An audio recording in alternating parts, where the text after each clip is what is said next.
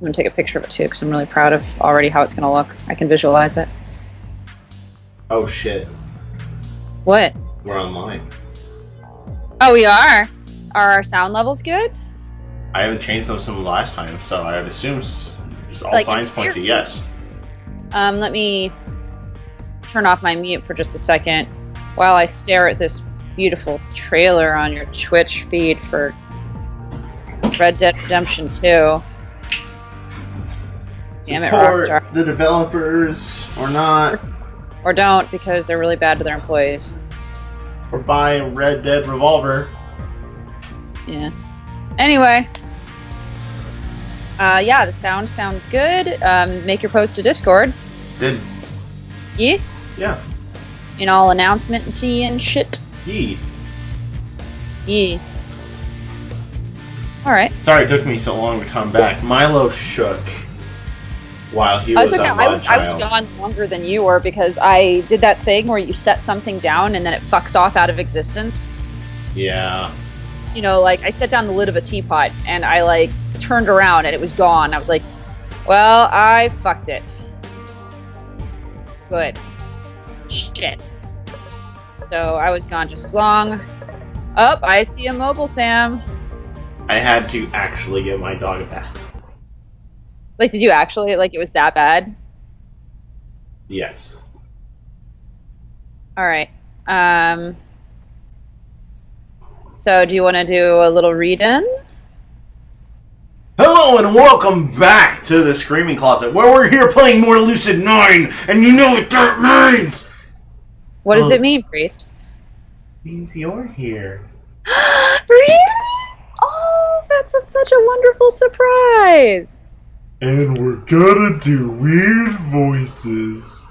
Oh, yep. I have to remember all the voices. But I watched our first Lucid9 video today with you, so I should be able to mimic most of the voices. Yes! Oh, Jesus Christ. I fucking hope anyway. I can try. Let's see if those voice lessons paid off! Stop. Okay. So for those who missed it last time, we are playing a mystery psychological horror dating sim, which so far is light on the horror and heavy on the school drama.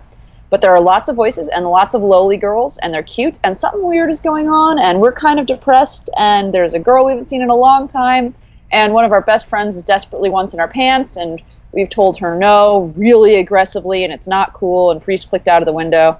It's okay. We're fine. And, yeah, so that's what's been going on, and right now we're sitting at home, and here we go. Did you seriously follow me home?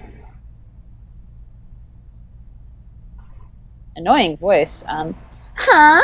Why would we do that? Oh no, these are both male voices. I bet this is Yahiko and can we just call him Axel because that's what he is. That's the voice I'm trying to channel. I know. Remember it. Well, that's definitely Axel. Got it memorized. I mean, the angry voice was Axel. No, I'm trying to. There we go. Huh? Why would we do that? We already know where you live, man. Oh hey, I know these voices. Called it! Thankfully, it's not Shigure at the door. It's Masato and Yahiko, who are currently the proud bearers of 2 giant plastic bags stamped with the GFC logo. Huh, I wasn't expecting them. Although, technically speaking, it was polite of them to knock, even though they know my key code. Sup, man? Delivery has arrived! Oh my god, Yahiko's voice. I didn't order anything. Yahiko only points at my phone.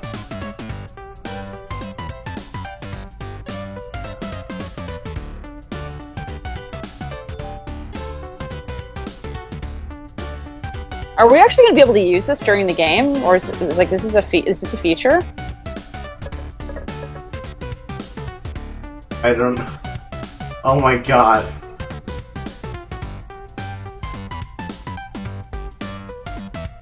Dude, where are you? Masato says you're not at track. Dude, where? You're missing out big time. My club is so good. It's the best. 6 members, woot! We're gonna go fast so the roof will explode. Okay, we done. Where are you? We're gonna get GFC. Crispy Original. Hello, are you dead? Okay, Crispy it is. Masato won the Hot Wings contest. He wanted a rematch. I don't think he's satisfied though. Said paper cups aren't good rivals. Dude, what's up? No, I'm not hyper. Ignore Rui. No, I didn't have 3 large sodas. Ignore Rui. Ignore Rui! Dude, I'm being so awesome right now. Come see. Okay, sirs, where are you? By the way, I was figuring out moon stuff. I guess I can't get AC there, so maybe it won't be a thing. I don't know. Would you go to the moon without AC? Is the summer hot on the moon? Oh, they also said I couldn't breathe. That's okay, though. I can hold my breath super long. We're coming to your place! Oh my fucking god, Yahiko, that's... I almost hate Yahiko 10 times more because of that. Yeah, like the blanket of messages. Yes, I get people in my life like that, and it murders me. Ugh. Okay. Technically, I should apologize for being so unresponsive, but all I feel is incredulity. Incredulity, yes. Incredulity. One of my favorite words to use that I never get to use. 33 messages. Yahiko only shrugs. You weren't responding! What's a thoughtful, selfless person to do? Not invade my house without warning, probably. I gave you plenty of warning! It doesn't count if I don't see it. You're blind?! Classic Yahiko. Might as well have some fun. Oh, Lord. What? You didn't know?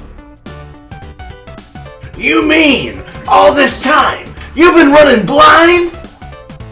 Well, not exactly. I have antennae growing out of my feet, so I can tell where I'm going. Wow! Is your mom a spider or something? I mean... Spiders don't even have antennae growing out of their feet. I hope not, shit. She has a mutant gene. Is your whole family like that? Y'all aliens? They really need to work on their gullibility. No, I had a sister. Had? She flew away. I knew he had a... I knew it! I knew there was a sister. I knew a sister was the one who died. I knew it! Sorry, we're good. So she had a bird gene? The conversation is rapidly steering into the deep end. I decide to change topic. Are you guys gonna come in, or are you just gonna stand there? We're coming in! You can't eat chicken alone! That should have sounded cheesy, but I can't stop myself from grinning as they march into the house, slip off their shoes, and throw themselves on the sofa. Masato pulls several large containers out of GFC bags and uncaps them. The heavenly aroma of fried chicken drifts through my apartment. Holy shit, this is us. This is what we look like. We actually get to see what we look like. Wow, we look like an asshole. We are an asshole. It's great. Also, we look like Yahiko, but if we, like, gave less of a shit about our appearance. I can see that.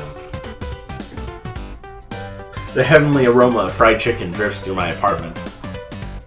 Let's see. We got ourselves classic drumsticks, them spicy wings, and potatoes and corn for sides. I mean, I want that. He raises an eyebrow at me. I fervently shake my head. No more contests. I reach further into the bag and threateningly shake a packet of hot sauce. Surprisingly, Masato's face pales. Okay. He begins to gingerly bite into his chicken, as if it'll explode at any moment. Yahiko reaches for the original drumsticks, looking strangely thoughtful. It feels unsettling. A quiet Yahiko is a dangerous Yahiko. So, career day. Yahiko's eyes turn to me, and he smiles easily. Masato looks up from his chicken. Did you get into modeling? I don't make it a habit to get details on Yahiko's activities, but I shouldn't be poor company either, or they might leave. Surprisingly, Yahiko stares blankly at me. Modeling? Is he really dumb enough to forget his own dream? Modeling? Oh! Oh, that's modeling! Yeah! I went and talked with that company. The cloud one? What was it called? You're going a little rarity with this Tamaki right now. It's kind of awesome. You mean Lotus? Yeah, Lotus! Jesus Christ. See, you're hearing it, aren't you? You're going a little rarity with Yahiko there. Lotus is a type of flower, not a type of cloud. They said they would keep in contact. Is that better? Yes. Okay. You have to channel the Yahiko into, like, the Tamaki. It helps when I do my, like, hand movements. Oh, you see me when I'm over here, like, just, like, gesturing. Yeah, you guys can't see, so we see each other when we do this. And so when we're doing the voices, I'm sitting here and I'm going, oh, well, like, it's... Or when I'm doing, Rui's voice, I'm going, it's not like that at all. It's just something we do, okay? and I'm just gesturing the whole time. So... And Yahiko gets grandiose movements. Yama gets no movements. And you make this whenever you do the voice of Masato. It's like, I'm a man! I am a man. Yeah, it's great. Anyway, we should move on. They did. Well, of course! As if anyone could reject this perfect body! You're going, well, of course! Like, you're trying to get that rarity going, and I love it! I want to gag, but honestly, it's not like Yahiko is overweight, nor is he deathly skinny. He actually takes pretty good care of himself. He might actually be an honest-to-goodness model. I repress a shudder and quickly switch to Masato. What did you do? Masato sits up a bit straighter, his eyes blazing with passion.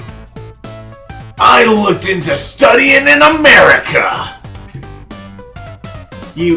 Wait, you what? What? They had a booth for it? Princeton, Yale, Harvard, all the biggins! An Ivy League?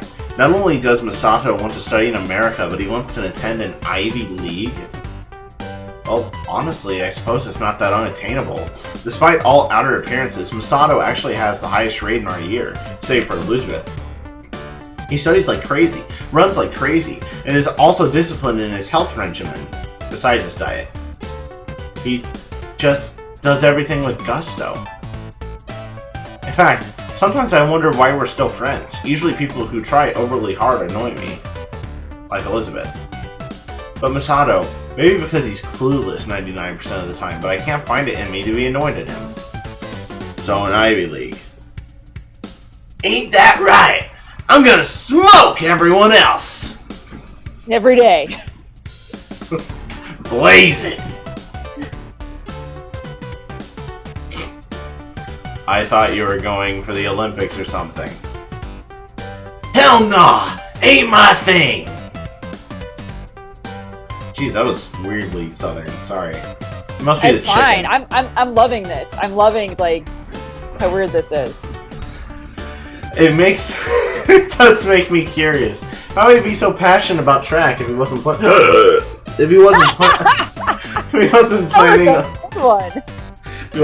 on pursuing it as a career?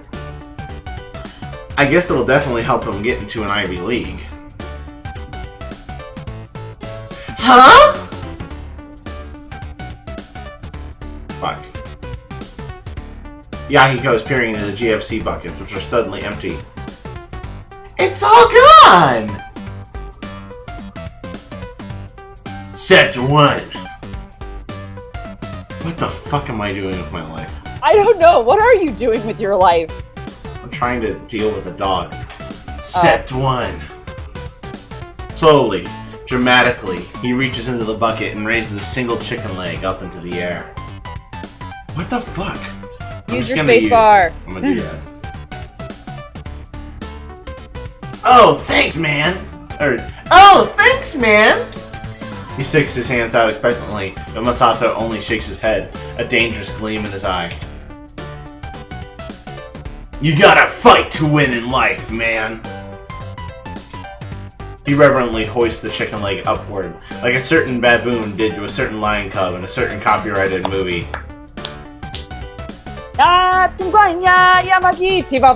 We're doing Lion King here? Is that what we're doing? No, Hamlet! What are you talking about? Oh, fuck you! It's Hamlet with lions! Sorry. We gotta play a game for it! How about a little something from my childhood? Yagiko's face twitches in trepidation. I don't know, dude. You pansying out on me? Of course not. Good. Here's how it's gonna work. The game is called Survivor's Arena. Oh, Lord. Rules? There ain't none! Except, don't kill no one, unless you want to go to jail. Times like these, I really have to wonder just what was Masato's childhood like. The goal here is this here piece of chicken. He's gotta have brothers, like a fuck ton of brothers. We gotta fight fair, so we gotta stand equidistant from the chicken. It's still strange to hear him say things like equidistant, even if he is technically a model student. Me here, you there, Yama there. Wait, what? Whoa, whoa, whoa, leave me out of this. I'm fine without the chicken. It ain't about no destination, man. It's about the journey. That actually kind of makes sense. Regardless, I'm not so crazy about fried chicken that I'll fight over it. I am. I'll pass. You would fight me for fried chicken? Depending on the context of the situation. I fight dirty, dude. I know you do.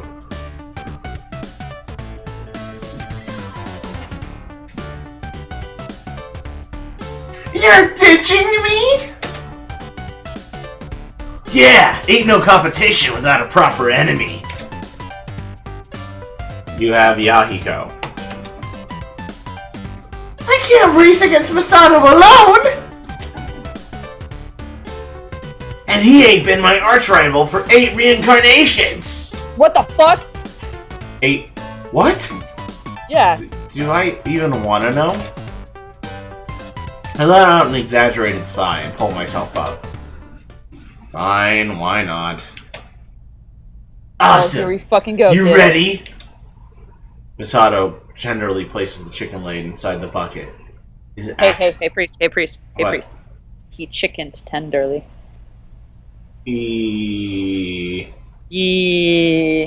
Sorry. His actions seem more appropriate for placing an innocent child into his crib and not the meat of an animal we're about to fight over like starving cavemen. He then measures the proper distance so that he is also equidistant from the chicken. Masato is... Sorry to interrupt. Just keep going for a second. I gotta go tend to something, but read until you hit a my part, okay? Got it. Masato is nothing if not fair about his contests. Once all these procedures are properly taken care of, he bends his knees and leans close to the ground as if the chicken leg itself has transformed into a golden trophy. 3, 2, 1, start! The room explodes into actions as he soars over towards the chicken, hand outstretched. Yahiko shoves him aside. They tumble to the ground, rolling over and over like a pair of tumbleweeds. Well, that was easy. I reach towards the chicken. But Masato yanks at my ankle. Get back here! I crash towards the ground, barely catching myself before the chin slams against the tiled floor. Couldn't we have played a different childhood game? Like hopscotch? Ha! Hopscotch is for babies! Taking advantage of Masato's distraction, Yahiko squirms out of his grasp and claws his way to the chicken. Before I realize what I'm doing, my hand shoots out and I've gripped him around his waist. Masato seizes opportunity and releases me, dashing towards the chicken. An uncanny synchronization, Yahiko and I leap to our feet and tackle him to the ground. His hands lurch forward to catch himself, but our combined weight is too much. His face crashes against the tile with a sickening crunch. Uh-oh. I actually step off and kick Yahiko in the side. He rolls off of Misato. You okay, dude? Misato manages to pull himself up, but a thin trail of blood is trickling from his nose. He inches towards me. Yama. He can't be dying. He's Misato. It would have to take way more than a simple fall on the kitchen floor to get rid of him. But then again, it's a common method of death in books. One high-impact blow to the nose and it's lights out forever. Could it be true? Come closer. Misato squirms across the floor, drips of blood smearing on his shirt. What is it?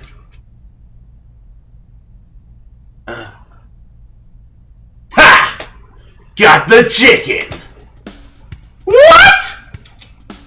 He triumphantly raises the offending piece of poultry into the air, waggling it in front of my face. The oldest trick in the book. Bait and switch! Then, he clamps a hand to his nose, a queasy look crossing his face.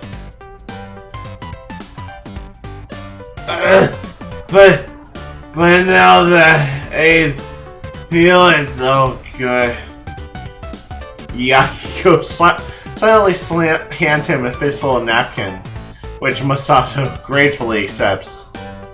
We probably should get back to the dorm. Yeah! Dorm sounded real nice! He staggers to his feet, Yahiko's hand grabbing his arm to help him balance. What alternate universe is this? Misato, injured, leaning against Yahiko, who seems legitimately concerned? I watch, my mouth slightly agape as Yahiko supports the limping Misato out of the door. Did he twist his ankle too? See you tomorrow, dude! He gives a cheery wave and shuts the door behind him. I'm left cleaning up the mess they left behind. Misato didn't end up taking his prize, so I decided to chew the chicken leg. Nothing like fats and carcinogens to get me through the night. Me too. When the leg is all but gnawed through, I toss it in the bucket and kick my feet on the edge of the sofa, closing my eyes. The apartment falls into a peaceful silence. Does he not have a bed?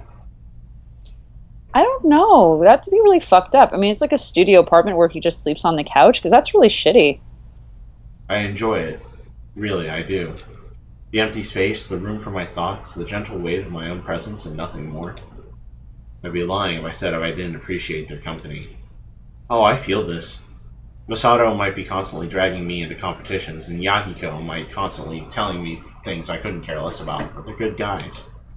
They spice life up, make it fun, turn it from a B chick flick into an A-rated film. More than anything, they're constant. I've technically only known them for 1 or 2 years, but it's felt much longer than that. They've always been around to chill out, study, liven it up. Anything, really. Even Misato, with his terrifyingly crazy schedule. They're good people, even if a little odd. Okay, now I really have to get something done. Something at least minorly productive. Me, though. Ooh! Okay. Okay. We're faced with a choice, and I know there are at least 2 people in chat, and that's Alex _, who I don't think knows what Governmecher is, and Mobile Sam, who I think knows what Governmecher is. So do we study, or do we watch Governmecher? I didn't know we got more of Governmecher. That's kind of distressing. But the chat gets to decide. So I'm going to do a shout out to the chat while I'm at it. Hey Alex _, hey Mobile Sam 116, hey Positivity Bot, hey Rundown Jet, hey Skitty Seahorse, hey Slow Cool. If you feel like responding, please do. Oh, I see 3 people then. Let us know what you want to do. Do you want to watch Governmecher, or do you want to study? Because Governmecher is a thing, my friends.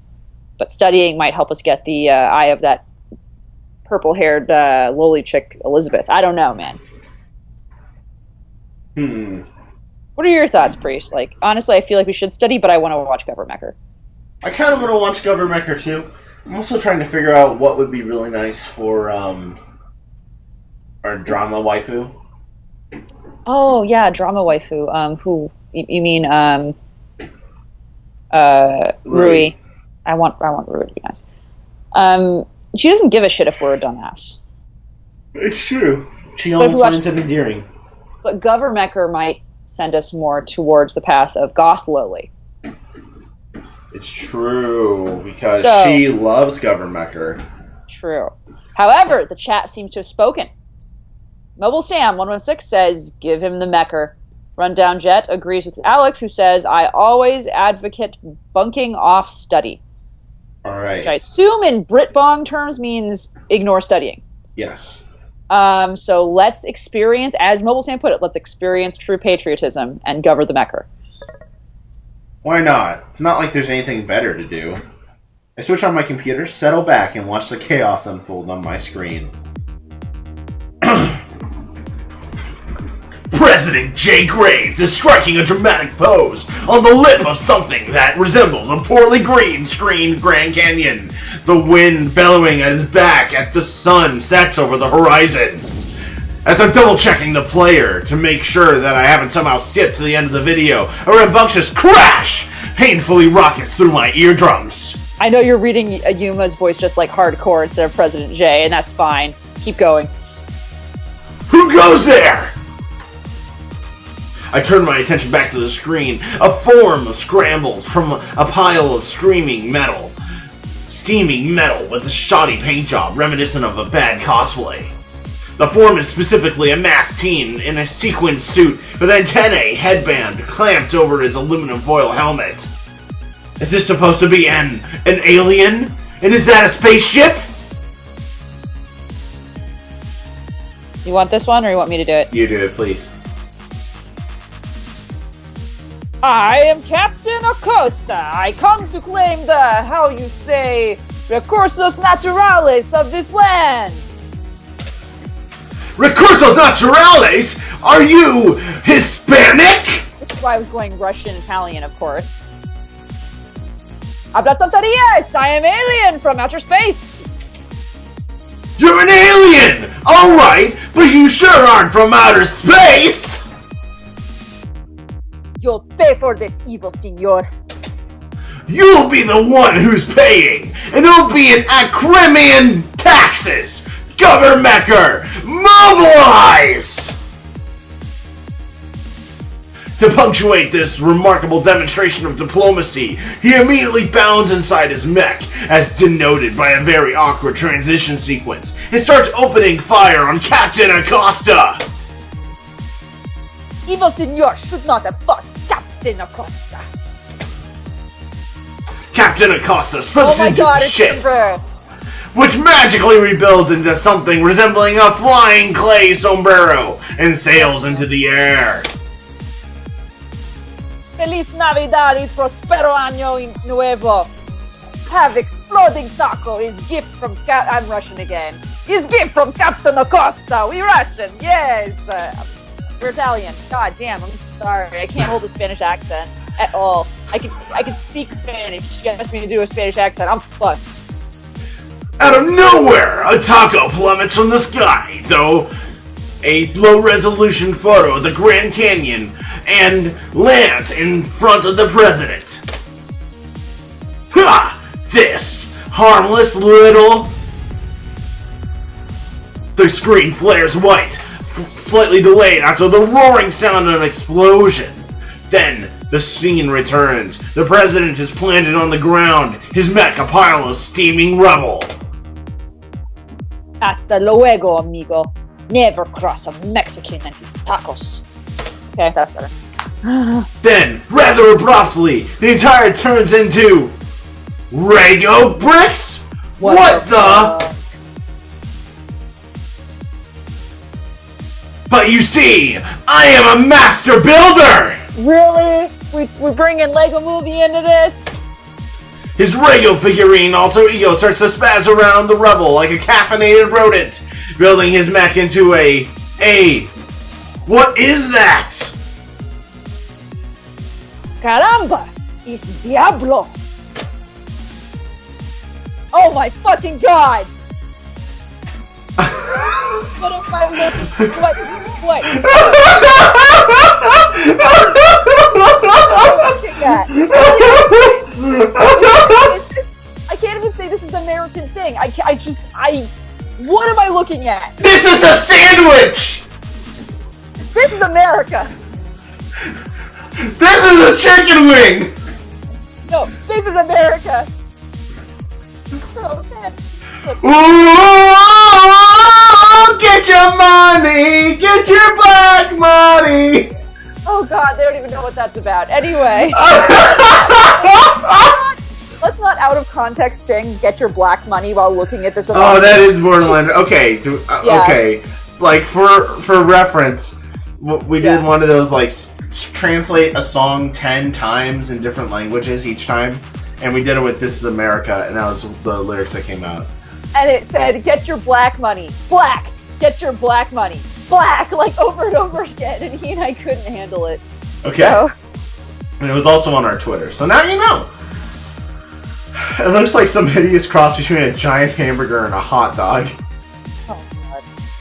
Welcome to Akarema, land of the obese and home of the diabetics! Oh, God, it's true. A giant soda-shaped projectile shoots from the top of his new fast food mech and slams right into Captain Acosta's clay UFO! Ay de mí! Evil Senor High Cholesterol is muy strong! He attempts to lob another exploding taco towards the president, but it's intercepted with another soda projectile and detonates right in front of his face! Curse you and your fast food chains! His vehicle spirals downward until it crashes with a note of finality into the dust below. The president, still in Rego form, leaps out of his mech, strutting a dramatic pose in front of the still setting sun. Good night, Akarema. May you sleep in peace. To be continued?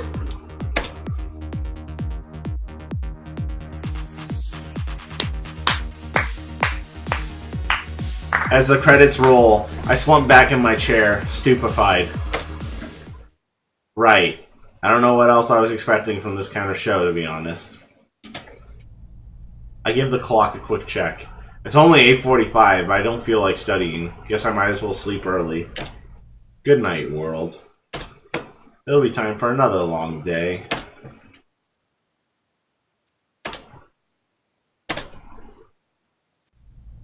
When I wake up, I'm almost dizzy with grogginess. Guess that happens if you suddenly change your sleep schedule. I drag myself out of bed for a quick shower before idly settling onto the couch. 5:41 a.m. What do people even do this early in the morning? I guess there are those people... Gentle with the spacebar. I'm sorry. Okay. I guess there are those people who make their beds, work out, and eat a hearty breakfast like ideal, productive human beings. But nah, I'm more partial to lying around and maybe watching some TV. Yeah, that sounds nice. I'll lazily reach over, my fingertips barely skim over the buttons on the remote. Ugh. I roll closer and after some trial and error manage to switch the TV on.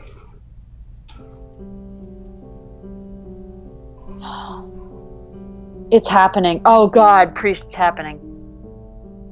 Okay. Do you want to take the news anchor? Right. Sure. In a frenzy after the sudden disappearance of 2 students just 2 days apart. Isamu Imperial Boarding Academy, known for its prestigious background and powerful connections with established corporations like Lemniscate and Way Forward, is now under the nation's eye as it struggles to cope with these new accusations. I freeze on the couch as footage of the all-too-familiar campus dances on the screen. Disappearances? At the academy? Since when did this happen? Civilians, if you happen to see these missing persons, notify the authorities immediately. It is our duty to keep this city safe. Here are their photographs. Midori Maeno left, and Toma Hayashi right. I snatch the remote, jamming at the power button until the TV finally blanks. Media and their sensationalist headlines. Shameful, stupid. I can't believe anything they say. But why are my fingers still shaking? I clasp my hands against my chest, squeezing my eyes shut. Disappearances. At the academy. Probably just some spoiled kids who decided to run off and elope with their significant other of 3 weeks. The news always exaggerates everything anyway. I fall back against the couch, suddenly feeling extremely lazy. Huh? Yama? I'm just gonna do. It's Yama? Hello? Are you alive? Rui's a big girl. She can open the door herself. I'm gonna call the morgue. You know what happens in morgues? Nothing. Because they're full of dead people. You get bored really quickly. Oh, and you'd probably die from suffocation. There it is. Her voice is back, sorry. Darn it, Rui, there's something called a keypad. So, he wants the guys to knock. He wants Rui to just come in. Well, it's because he wants to bang Rui, but he doesn't want to admit it because they're childhood friends, blah, blah, blah. Activating foghorn in 3, 2, 1. I groan in the general direction of my door. Sorry, I don't speak, idiot. What was that? Nah. You know, if this was a zombie apocalypse, you'd be long dead. You're scarier than a zombie, actually. If I'm scarier than a zombie, what does that make you? Typical Rui. Use the keypad, woman. It's there for a reason. But why do that when I can make you suffer? What a true thread. Wow. What a Try true friend. Let me guess, you forgot. Please. Your code's the stupidest possible code to exist on the planet. Even Mr. Yuta pointed out how stupid it was.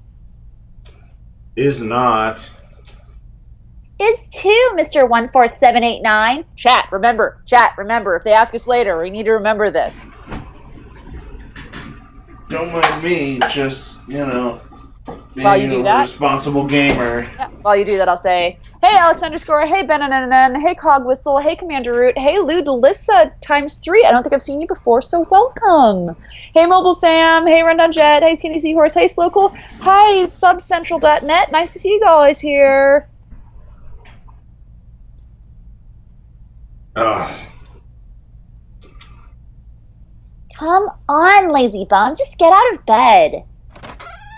I finally amble to the door and pull it open, pretending to grumble all the while. Truthfully, I'm enjoying our little sparring match. Morning, sleepy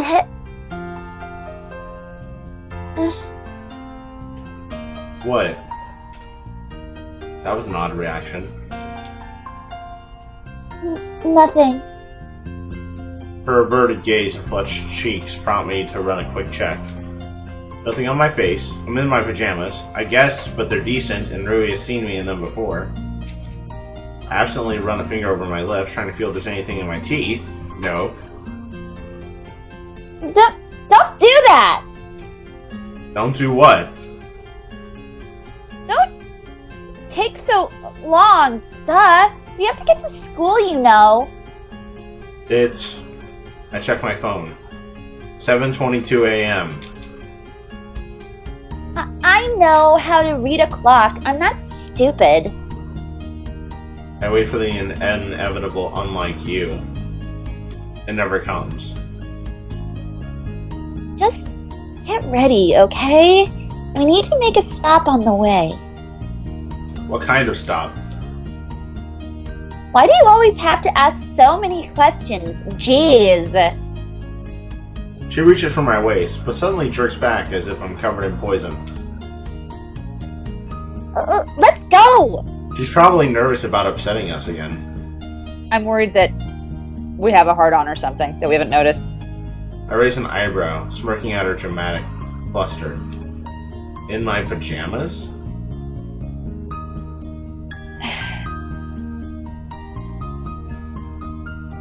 Get dressed right now. Sir, yes, sir. I easily stride towards my room, leaving her fuming. It only takes a few seconds to throw on my uniform. I barely stepped in the room before I'm out again. When I turn to Rui, I notice she's regained her composure. I have to admit that she's fairly impressive that she can master herself in such a short amount of time. Took you long enough. You say that like you were waiting forever. I lean closer, raising an eyebrow.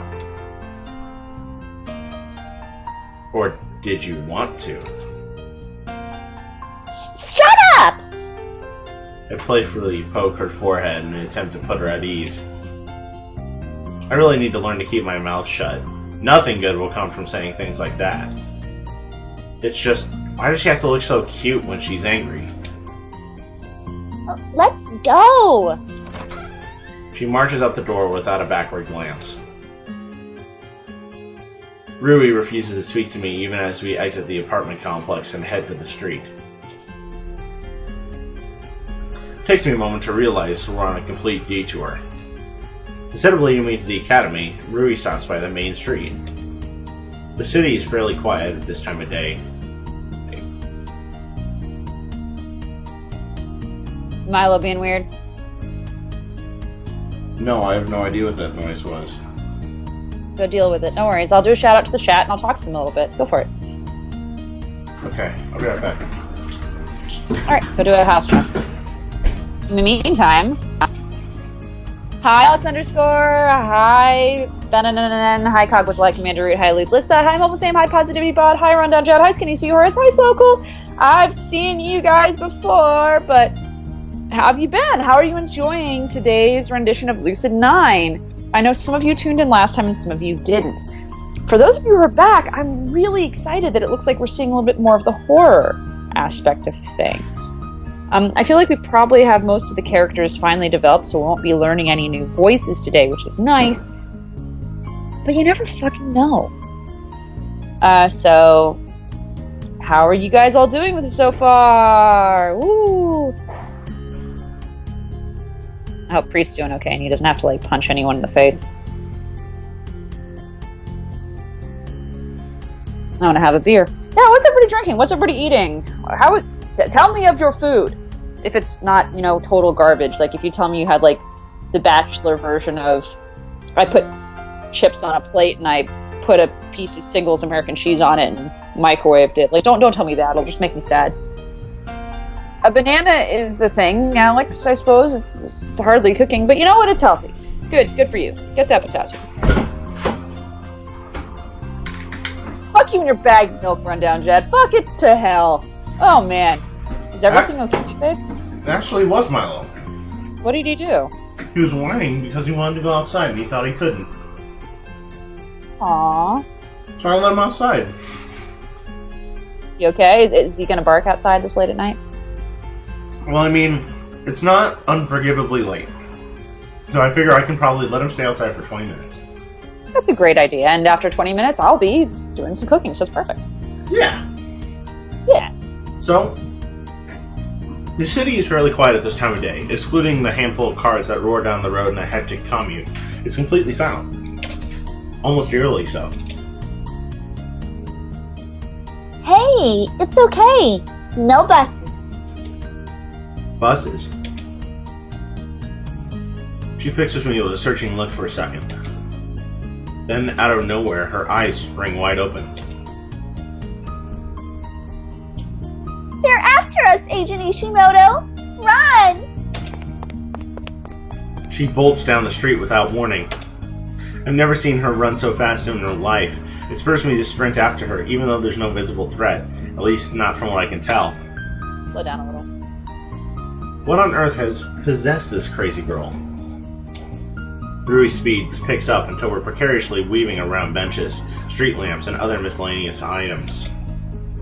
I can easily keep up, being in track and all, but Rui is clearly inexperienced. If she stays at this pace, she'll probably end up hurting.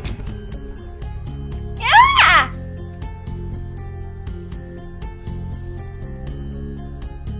There was again.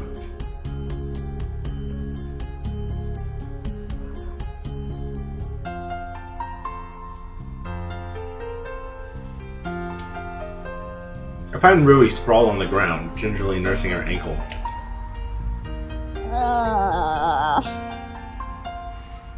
You okay? What? Are you blind? You're the one who tripped. Why are you calling me blind? I'm not the one who asked, "Are you okay?" to someone who's clearly in pain. She attempts to struggle to her feet, but crumples to the ground with a pained cry.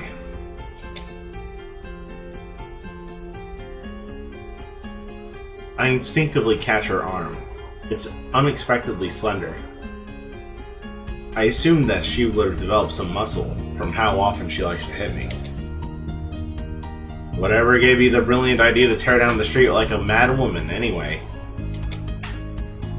Shut up and help me up before we're late to school. If you were really worried about that, we wouldn't have come here in the first place. I'm on already, idiot. Girls. I'll never understand them. Ever. Regardless, I kneel down, pull Rui's arm around my shoulder, and slowly start to stand. It would have worked well.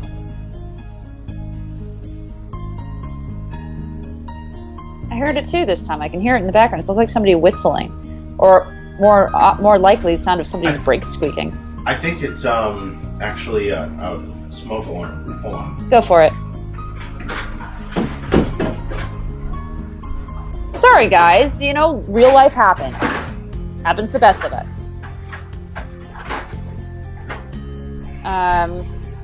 But no. Fuck your bagged milk, as I was saying before. Mountain Dew. I used to like Mountain Dew, but it's basically all citrus, and I cannot have the citrus. I can have the beer, so I'm drinking the shittiest of shitty. I'm drinking Pabst Blue Ribbon. I mean, I suppose it's better than Old English or whatever the fuck that horrible beer I had in the East Coast was. Jesus fucking Christ, I hated that. But nah. I remember when Mountain Dew came out with like Mountain Dew White, Mountain Dew Black, and all that beautiful shit. That was wonderful times. I enjoyed that immensely. I think no one else did, which is why they're gone. But I enjoyed those. Maybe it's Mountain Dew Midnight. I don't remember the exact name of the version. Maybe you guys do. Oh, Mobile Sam, you're not drinking Dew. Is this because you're not allowed to have Dew? Like, or it's because you haven't bought any? Just money constraints? Or are you trying to be healthier? Because, like, it's super bad for you. It's great, but it's super bad for you. So, I'm curious.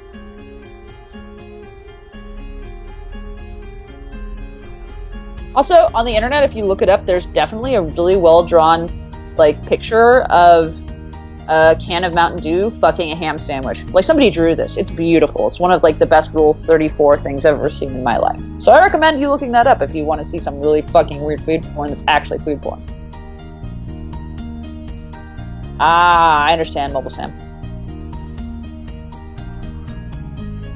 I understand how that goes to your rundown, Jet. Alcohol's always in the house because I cook with it. I always have vodka on hand. I always have whiskey on hand. I always have brandy on hand. I always have vermouth on hand. And I try to have cognac on hand, but that's for me. I have a couple of other alcohols just for cooking purposes that I wouldn't just drink straight. And my house always has wine in it, no matter what I do. Like, good luck keeping me from my wine. I'll fuck you up, kid. But tonight I'm making a salmon teriyaki don, which I'm excited about. I have everything laid out, but I'm going to be cooking it while I do this game a little bit. Because honestly, I'd have to like bake the salmon, make sure the rice is going, saute the vegetables, and then make it look pretty. Like, I've got everything set up. It should take me about 40 minutes of cooking from beginning to end. It's really not a hard effort. Captain Morgan is good shit. Drinking less will help you lose weight, period. It absolutely will. People often misunderstand how many calories are in just an alcoholic beverage. Like, if you were to have a rum and coke, that's enough to equal a small meal. Which is shocking, right? Like, stupid shocking, right, Alex?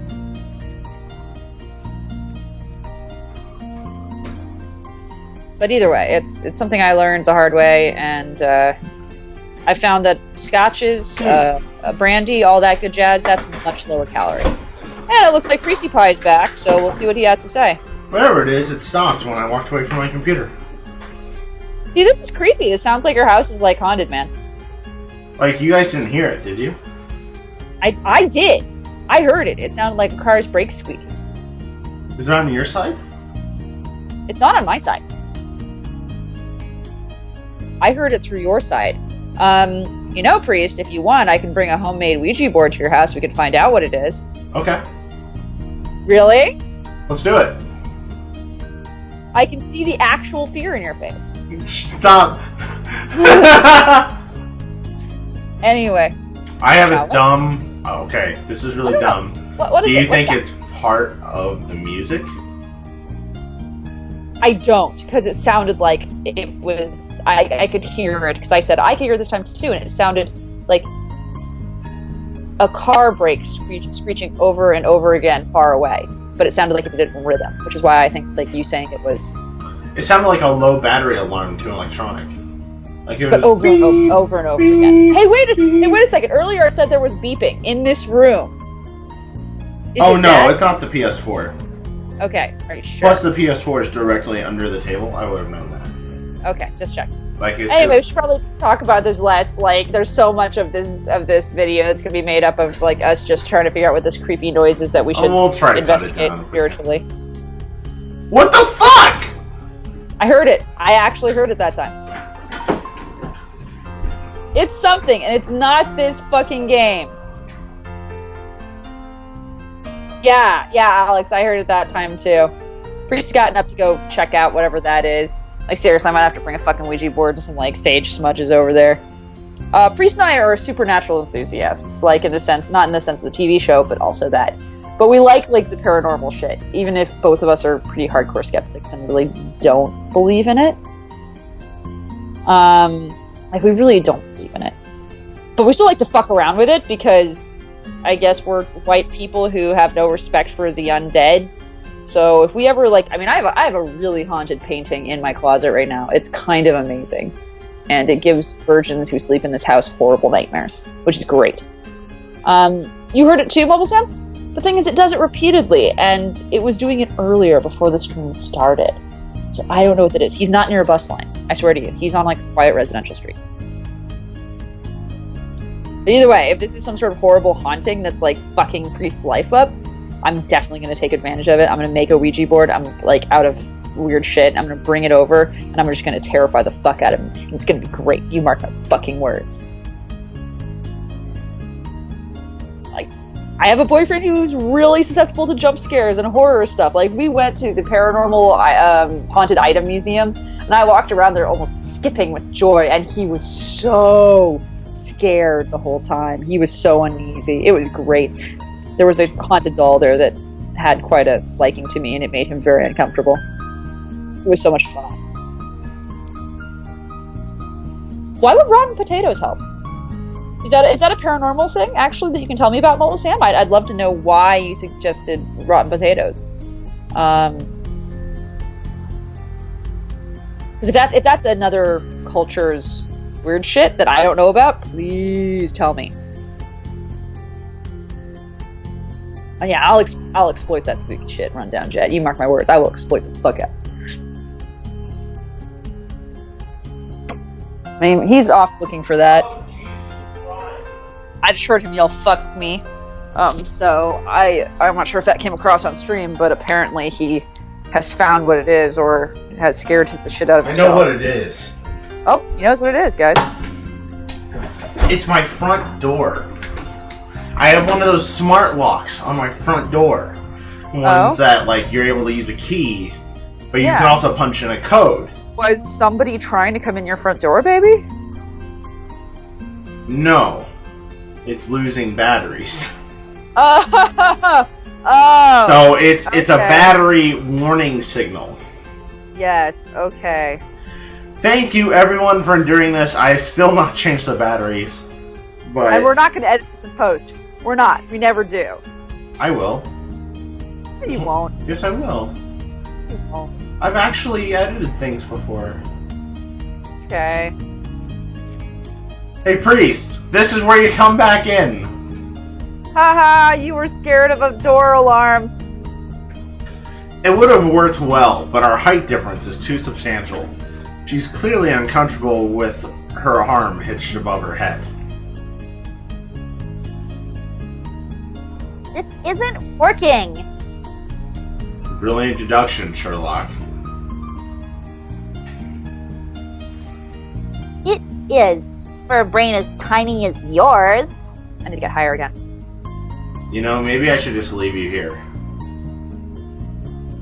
You wouldn't. I sigh, lowering her back to the ground. She's right, I wouldn't.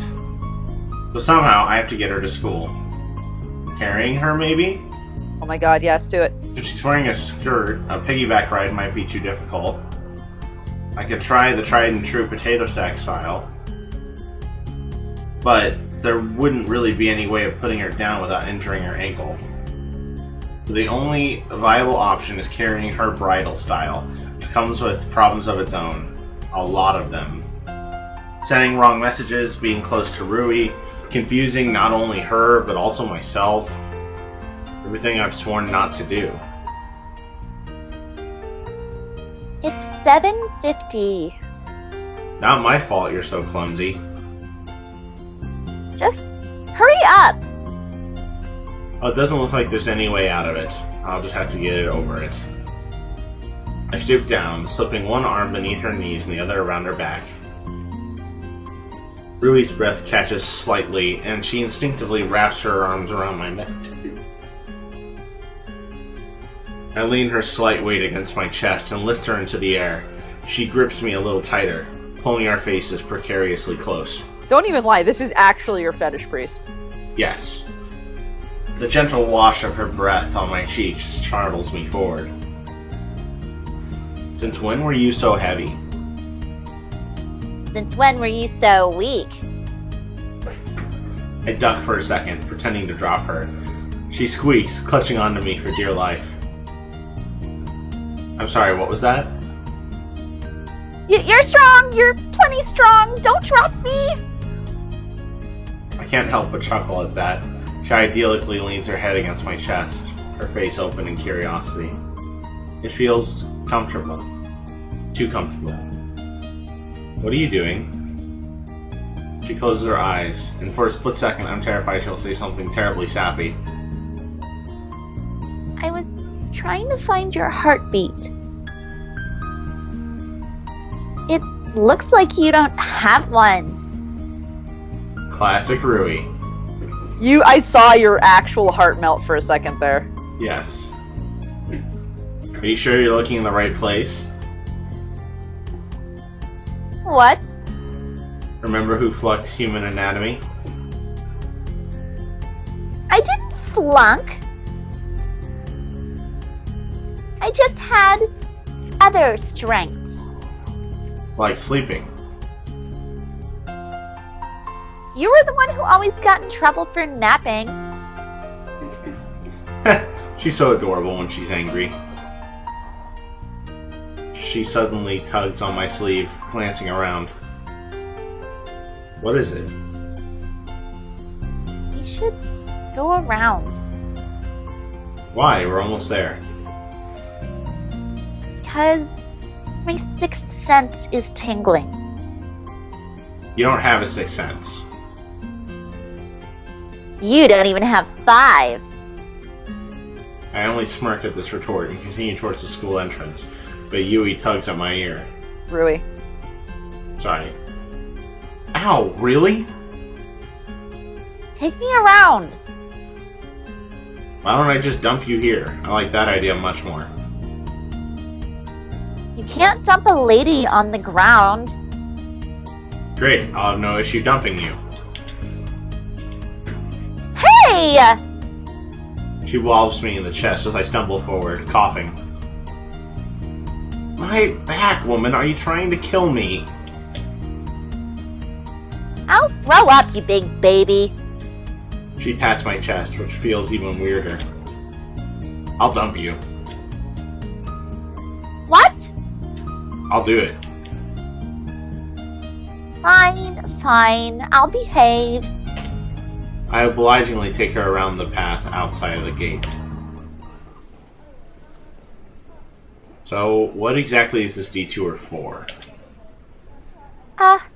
Enjoying the fresh air before we head to school? And we had to go all the way to the main street to do that? She wants you to hold her longer. Sometimes you gotta do things just because you can, Ima. Easy for you Yeah, to say when you're getting carried. Rui suddenly yanks on my collar, staring over my shoulder. Wait! Is that? I choke at her tight hold. Thankfully, she promptly releases me. Sorry.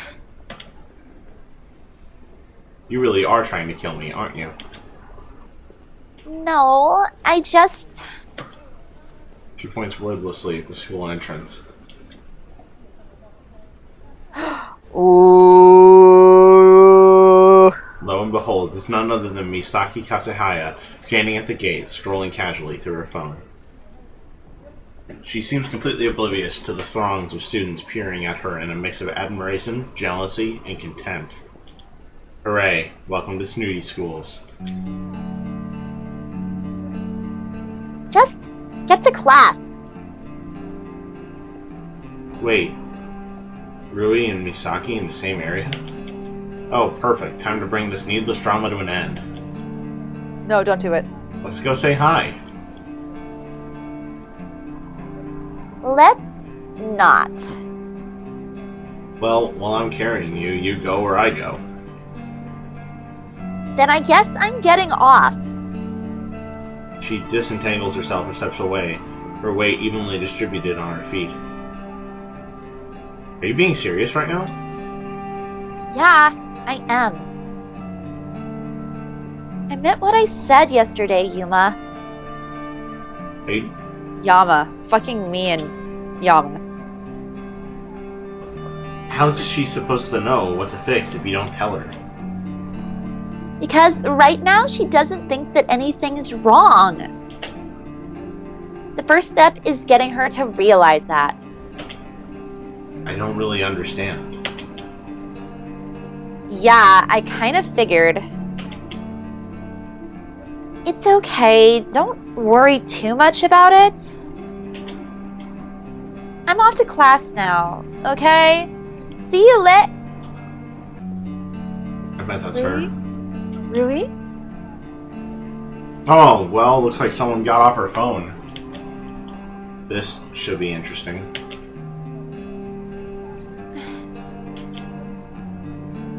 It is you! How long has it been? You saw me yesterday, didn't you? You should have said hello.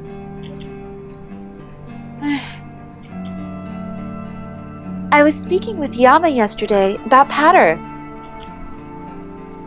I was wondering if he'd like to create an account so we can keep... But Rui, after simply staring at her in silence, breezes away without a word. She leaves Misaki still grinning, holding up her phone with a half-formed sentence spilling out of her mouth. in touch. Rui? But Rui doesn't stop. She keeps marching, right through the doors of the classroom building. Misaki blinks for a moment, as if the gears in her brain have suddenly ground to a halt. Third morning. Yes, good morning. This music is not appropriate for the good feeling. No. Is everything alright? She's not sick, is she? No. Then why did she act that way? Girl drama. I did not sign up for this. Now the two people who should be my best friends are ignoring each other, or at least one is ignoring the other. Beats me. She seems unhappy with you. You should talk to her. Unhappy with me? Why? Like I said, beats me. I see. One second. I'll run a quick search. Girl is seriously tech addicted. Uh-huh. Her thumbs blur over the phone in a whirlwind. I can practically see smoke trailing from the machine. Alright. 2 girls, one very close, now ignoring or fighting with each other. Oh.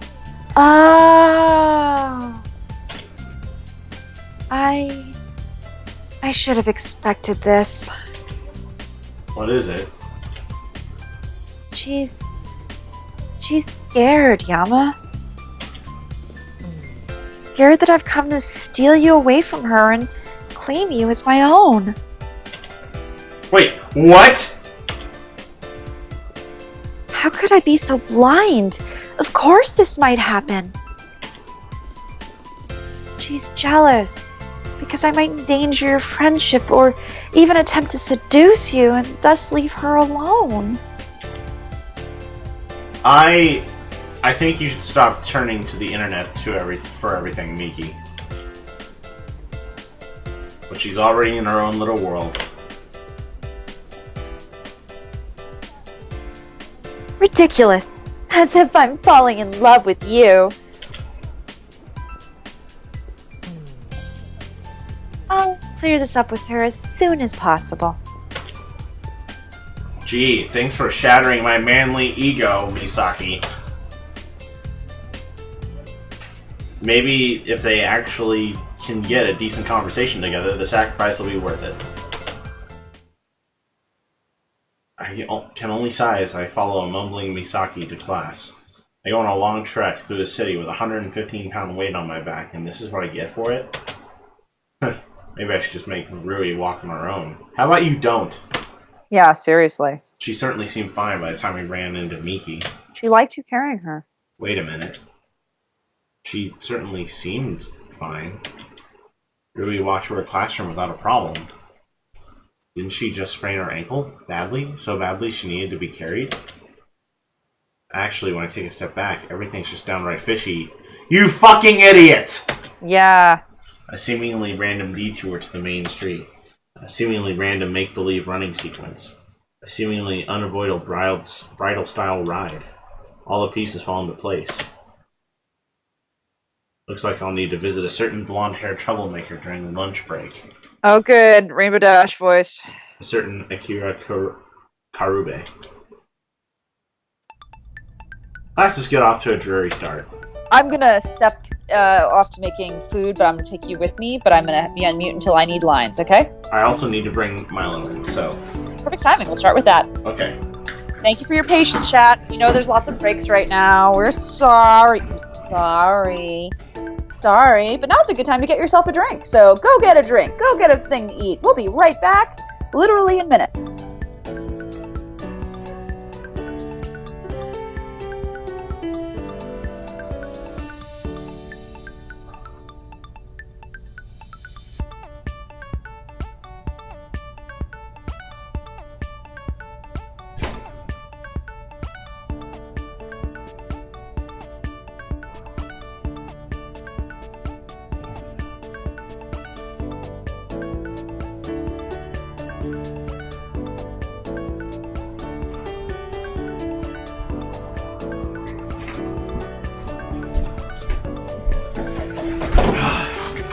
I am good dog owner and terrible streamer. Alright. Yakiko naps through math. I almost follow suit. The teacher's voice is hypnotic, and not in the good way. Elizabeth glares at me through English, probably because the teacher had me recite some Edgar Allan Poe. I found it so stupid that I didn't even try to get the accent right. Sorry, Your Highness, we're not all bilingual like your perfect self. Then it's world history. Our teacher arrives in a camouflage getup, proudly waving Isamu's city flag and screaming at the top of his lungs. Okay, maggots, listen up! You think school's easy? You think this'll be a cakewalk? Well, you're right, because this blasted place has gone soft! Back in my day, we didn't have no study guides, textbooks, we had to write them ourselves, upside down, uphill, in the snow, both ways! Let me see your war face! While my peers seem petrified, I only smile amusedly. If only all classes were like this. None of you have any excuse to get less than a 90 on your test! So help me, if I see a single A, I will give you a taste of the old days!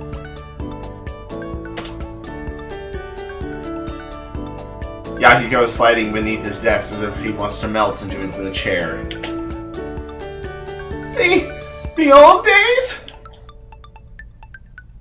The teacher's eyes flare with delight, as if he was waiting to be asked. That's right! Them old days! What the fuck did you just say? No, sorry. Fucking, I'm trying to... Full Metal Jacket. Great movie. They'd string us up by our ankles over a pit of hungry lions! Yakiko squeaks and buries himself under his desk. Do lions even exist in Japan? Alright, maggots, let's get this party started! The teacher thrusts a heavy finger at the board, sending the test to each of our desks. You've got till 10:25, sissies! Then it's Judgment Day! With that, he flops on his chair, props his feet on the tabletop, and stuffs his face into a ragged newspaper. I give the test a once-over. Should have studied more.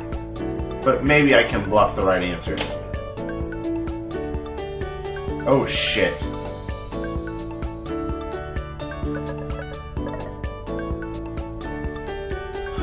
Looks like we have to actually taste a test. What was Europe's rapid colonization of Africa after 1880 driven by? Are they actually asking us homework questions right now? Or are they actually asking us this? I think so, yeah. Really? I would say the raw materials... Z's gonna come look at it. It'd be the raw material strategic advantage in new markets. Like it's also the height of the Industrial Revolution, so the demand for workers does make sense. I wait, after 1880. Hold up, you're talking Industrial Revolution there. Yeah, that's why I'm not sure. But they... Z knows his history generally, so that's why I asked. This is my husband, everybody. Everybody say hi. And Hi, folks! yeah. Honestly, I'm probably going to say raw materials because you're talking post-slave trade at that point, so you're not talking about expanding into Africa for workers. Well, we'll see what the chat has to say because they get to be the final decision. Could you feed the cat? But yeah, give it a shot. I completely agree. Raw material strategic advantage in new markets, heavy demand for workers in European factories, interest in tourism and game hunting, or one of the answers I just said. We got one vote for raw materials. Yeah, we have, and plus we have Z's vote for raw materials as well. So, any other decisions? Mobile Sam? Other viewers? What do you say? Going once. Oh, another for raw materials. Going twice. And raw materials it is. Oh, fuck.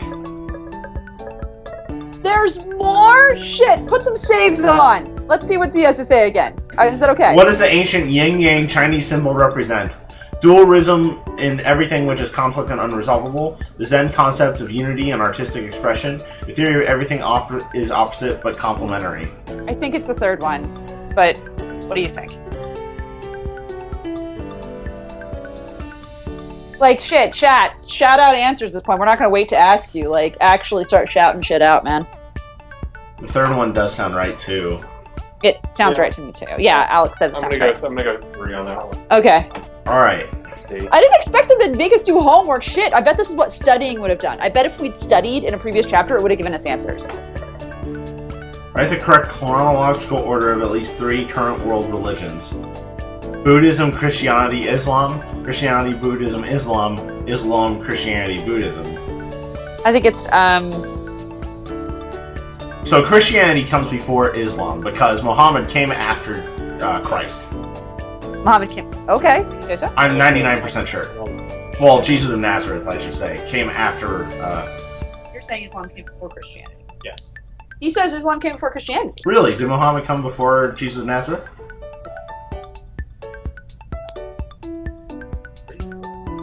Yeah, like that's where I'm at.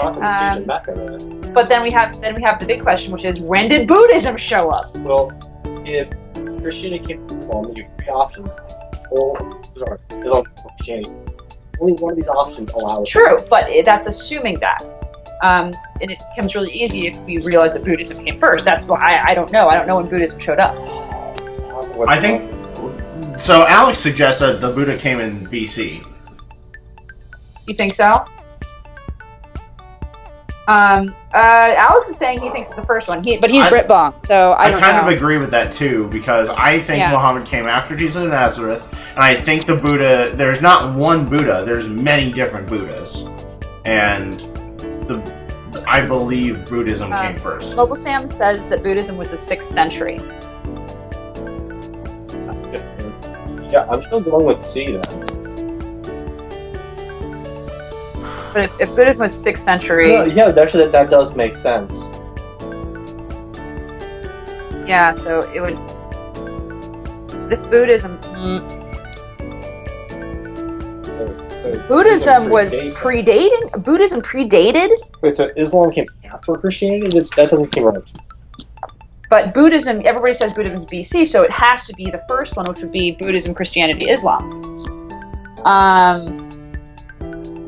I actually don't know, though.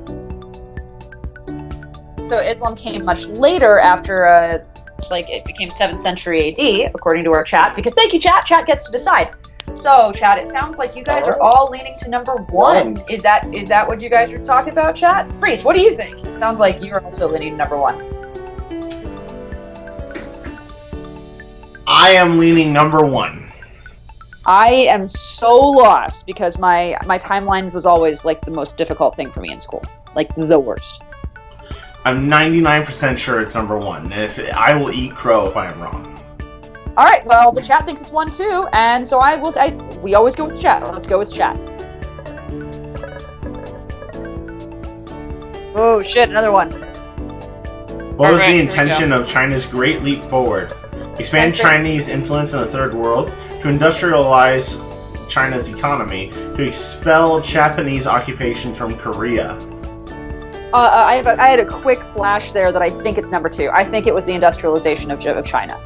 I'm pretty sure, but I'm not positive. Alex also says the second one. I don't know of China ever having any interest in expanding to the Third World. Yeah, no, I don't think that counts. No. Yeah. The Great Leap Forward, I'm 99% sure, was from, they were considered a non-power, and then literally exploded because of the economy. Okay. Okay, in European practice did colonial Spanish... Damn it, I was reading. What European practice did colonial Spanish America's encomienda system emulate? I don't know what the encomienda system is. I don't know what primogeniture is. I don't know what this means. I don't know. I'm pretty sure it's not nepotism. But I don't know about the other 2. What does the chat say? Maybe they know. Alex says he has no idea. I don't know, man. accession by males first. I think that's probably the most likely. So,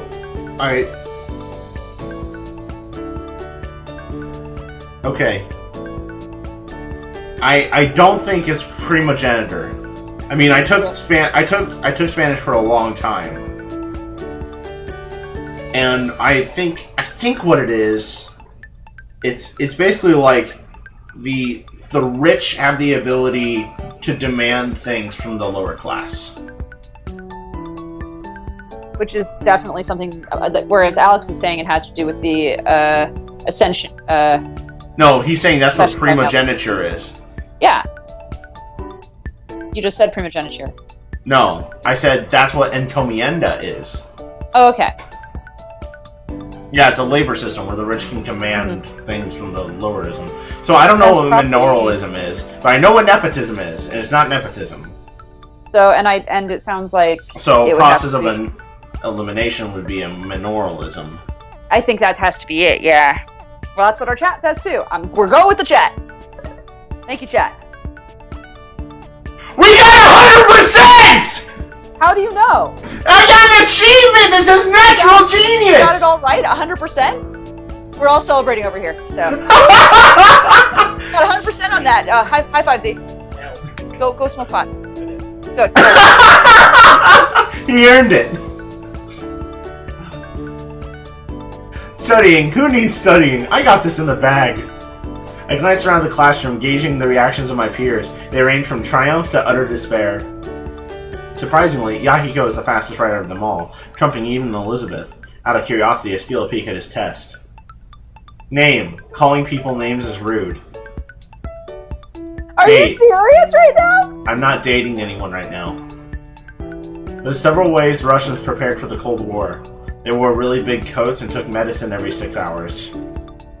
Describe how Hitler gained influence in Germany. They produced lots of chocolate until they were the biggest candy factory in Asia. Is he for real? What major incident incited the Japanese capitulation during World War II? The nuclear bomb.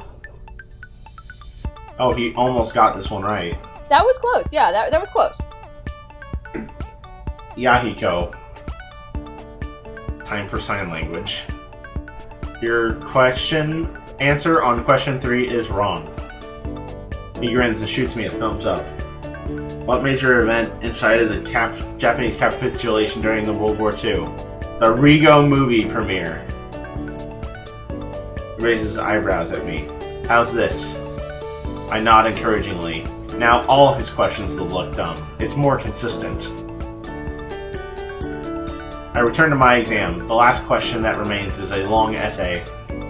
Elaborate on the following historical themes with at least 3 specific examples from covered material. Fuck. Subjugation of humanity. Economic inequality, wealth disparity. And the role of religion in society.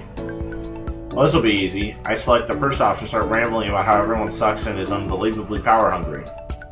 The easiest essay I've ever written. I have finished with plenty of time to spare. After I hand in my test, I take a moment to evaluate my surroundings. Oh, Yahiko has reached the essay. Perfect. He selected the second option, the economic wealth gap between the wealthy and poor. Let's take a look. I believe the solution to all conflicts and stuff between rich people and poor people is they should try to understand each other. Like, rich people need to realize the hardship of the poor and try to do something about it. And the poor need to understand that not all rich people are the same. That's all he pens before he turns in his test.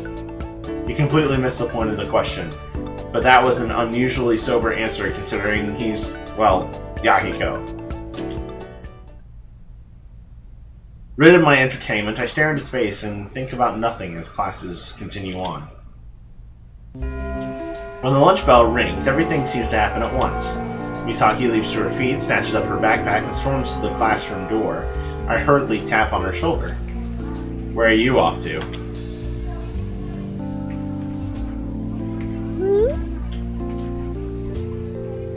To track down Rui, of course. You sound like you're stalking prey. Who says I'm not? Oh, is she a lesbian?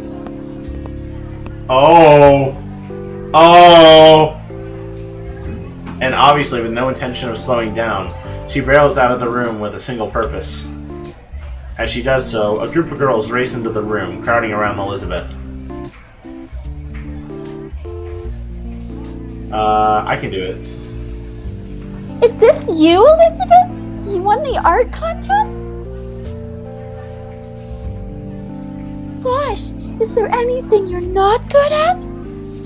It's such an amazing painting! Oh, sweet Jesus. Is this Grenda? Yes!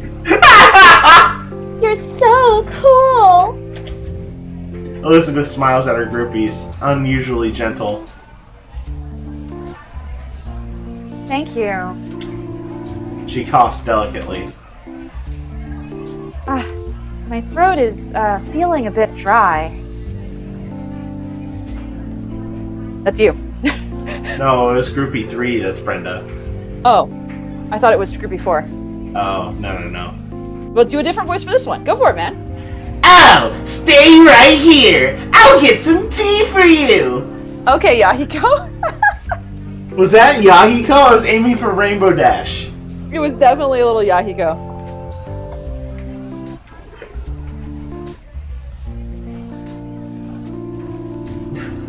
Hurry up! Don't keep her waiting! Elizabeth smiles in appreciation as the groupie sprints out of the classroom. The whole display just makes me want to gag. Then Masato comes roaring in. I cringe, expecting yet another sales pitch for the track team, but he crashes past me, grabbing one of my hapless classmates. You! I want to take you to a gay bar! I'm sorry, you had that voice for it. Probably a guy. Who? Me?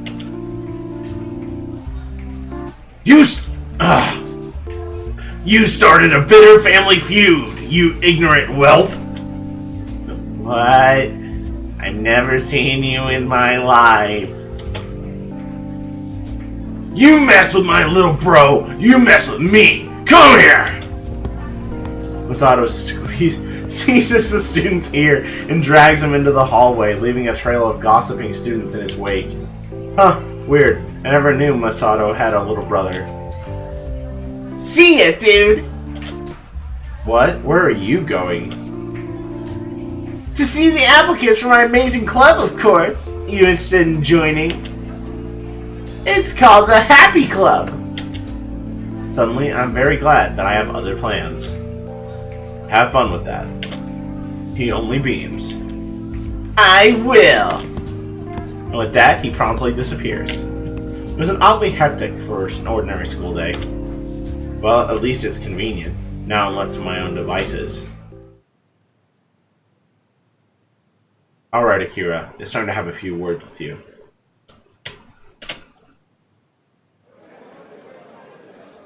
I enter the cafeteria with laser focus, searching for the familiar head of blonde hair. I vaguely notice Yahiko gesturing exaggeratedly to a few skeptical students, but I pass over them. After a few minutes of circling the cafeteria, I still haven't caught sight of my new intended target.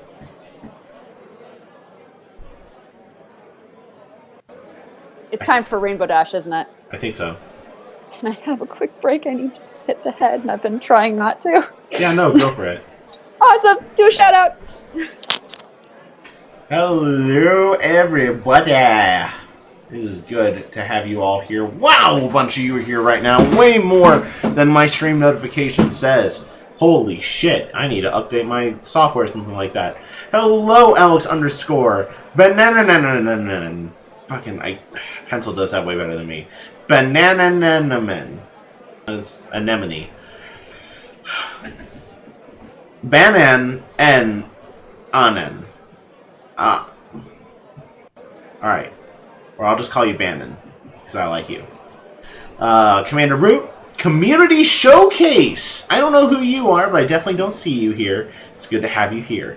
Lude Lisa X3. Lude Lisa, thank you for joining up. I haven't had the chance to say hi to you directly, so welcome. Be very lewd. Mobile Sam 116. Positivity Bot, it's always great to see you here. And Skinny Seahorse. I don't remember Skinny Seahorse, but I think you've probably been here before. I like you. Welcome. Slow Cool and subcentral.net. Get that free hype. Get that free advertisement. Subcentral.net. Anyway. How you doing, Pencil?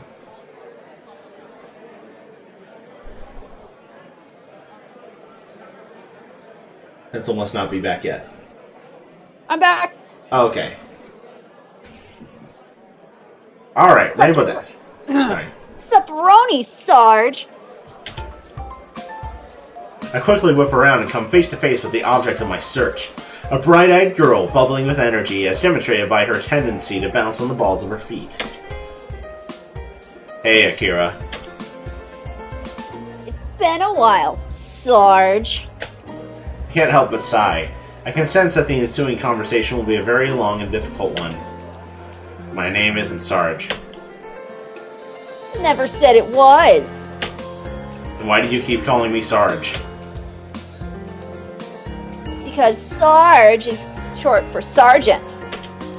She stops, as if that's an adequate explanation. And I'm hungry, so let's go get some food. she skips to the buffet table to swipe her card. This girl. It's impossible to get a straight answer out of her. Akira is an interesting case. She and Rui joined the drama club last year, and that's how they became friends, or so they claimed. It didn't take long for them to become close, and this year they're rooming together. Akira, well, if I had to describe her, I'd say that she's free-spirited, doing her own thing, off in her own world. She doesn't really associate with us much, just Rui. She's a bit eccentric, though, I suppose in a refreshing way. I suppose. When we've gotten our food, Akira makes her way to an obscure corner of the cafeteria and digs through her bag, pulling out a green and white plaid blanket with a flourish. I present to you Annette Diana Hellenson the 17. 17th. Took me a little longer than you, sorry. I crane my neck, trying to peek into her bag. Where? Here. She shakes the blanket. The blanket? Oh, don't be rude. How would you feel if Annette Diane Hellenson the 17th called you the human all the time? Use her name. I'm not going through all that effort just to spare the feelings of an inanimate object. She frowns at me, but gently lays the blanket on the floor. Don't come crying to me if Annette Diana Henderson the 17th exacts retribution on you for the grave insult you just made. I'm sure I'll live. Say that, but are you so sure? Akira only shrugs and settles on the blanket. A few of the students in the background send us bewildered glances. Why don't we just sit at a table?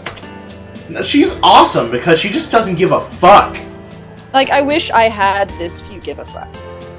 Like, Why don't we she's like the weird college student that is consistently the happiest.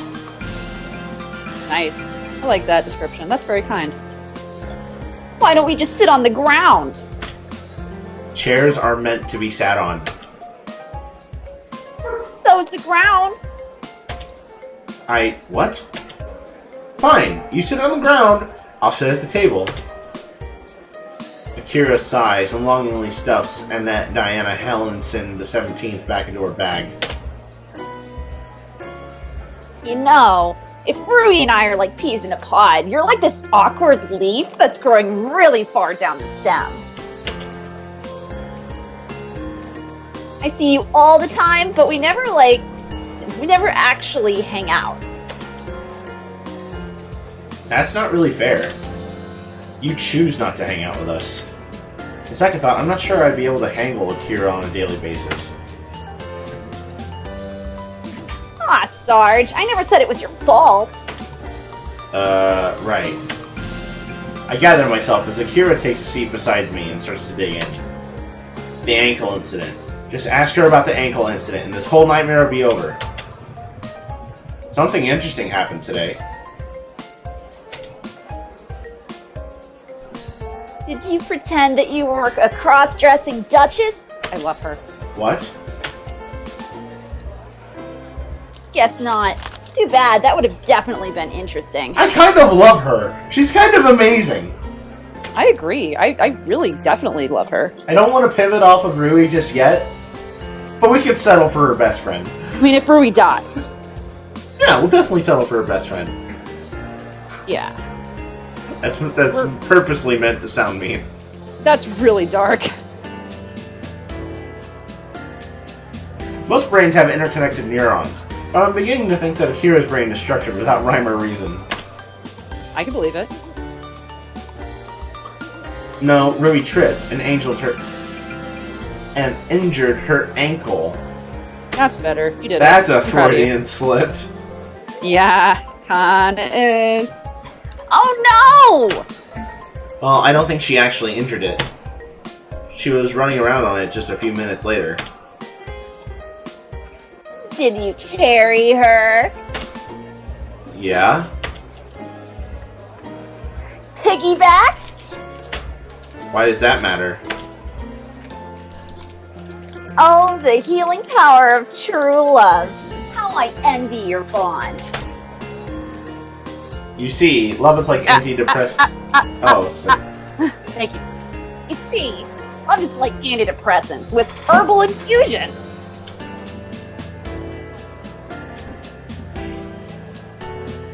Most of the time, people just get involved so that they feel good, regardless of the actual result. Oh, that's kind of dark, dude. But sometimes, your bond is truly deep. It can actually physically heal you. Are we on the Dr. Oz show? This is kind of weird. Only sometimes, though, like maybe less than 0.0016%. I carried her bridal style, actually. Bridal style?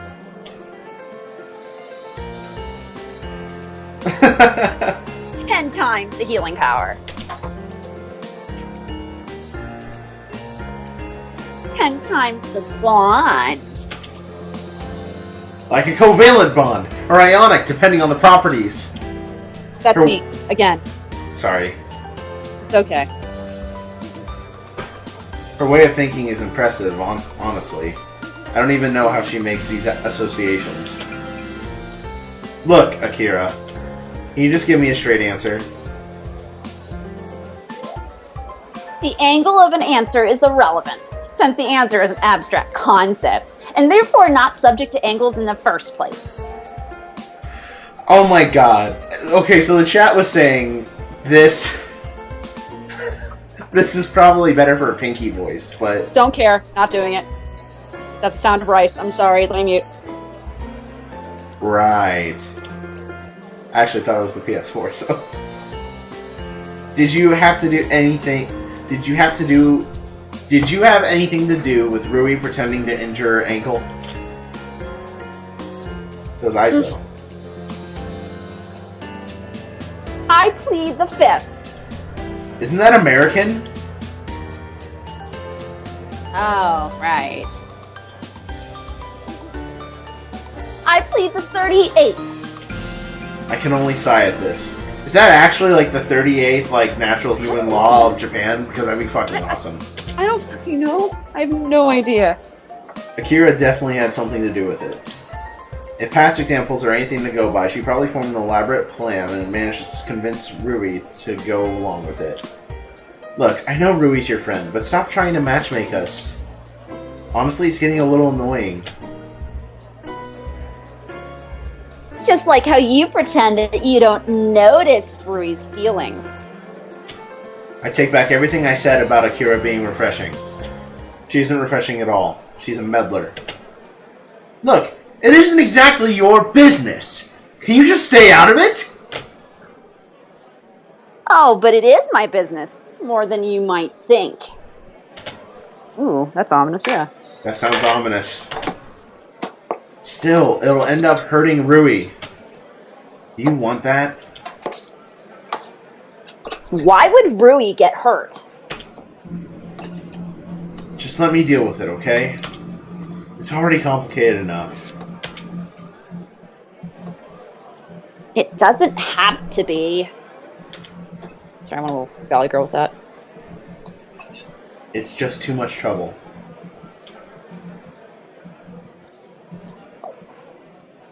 Look, Akira, what you're doing will only end up hurting Rui. If you just want to bug me, that's fine, but leave Rui out of it. I scoop up my dishes and leave the table before she has a chance to speak. Maybe it's rude, but I'm not encouraging any delusional fantasies regarding Rui and me. Jesus Christ, that was harsh. I head back to the classroom, spending the rest of the lunch period half-heartedly studying. Afternoon classes pass by uneventfully. Elizabeth seems to be in a good mood from the praise of her groupies. She completely ignores me instead of hassling me. Yahiko is unusually quiet, and Misaki is all but silent. From her clouded expression, I guess that her discussion with Rui didn't go too well. When the bell rings, I'm almost unsettled by how quiet the day was. The lull of the afternoon seems to settle in every crevice of the classroom, bringing a haze of sleep with it. The teacher's voice slips to an indiscernible drone as every student struggles to keep their eyes open for the few remaining minutes of school. Understood. All right. Homeroom dismissed. Immediately, everyone bolts to their feet, chatting amiably and making their way out of the classroom. Only the 4th day of school and we're already sick of it. Guess that's 3rd year for you. Oh hey, Misaki, did you see the new episode of Governmecker yesterday?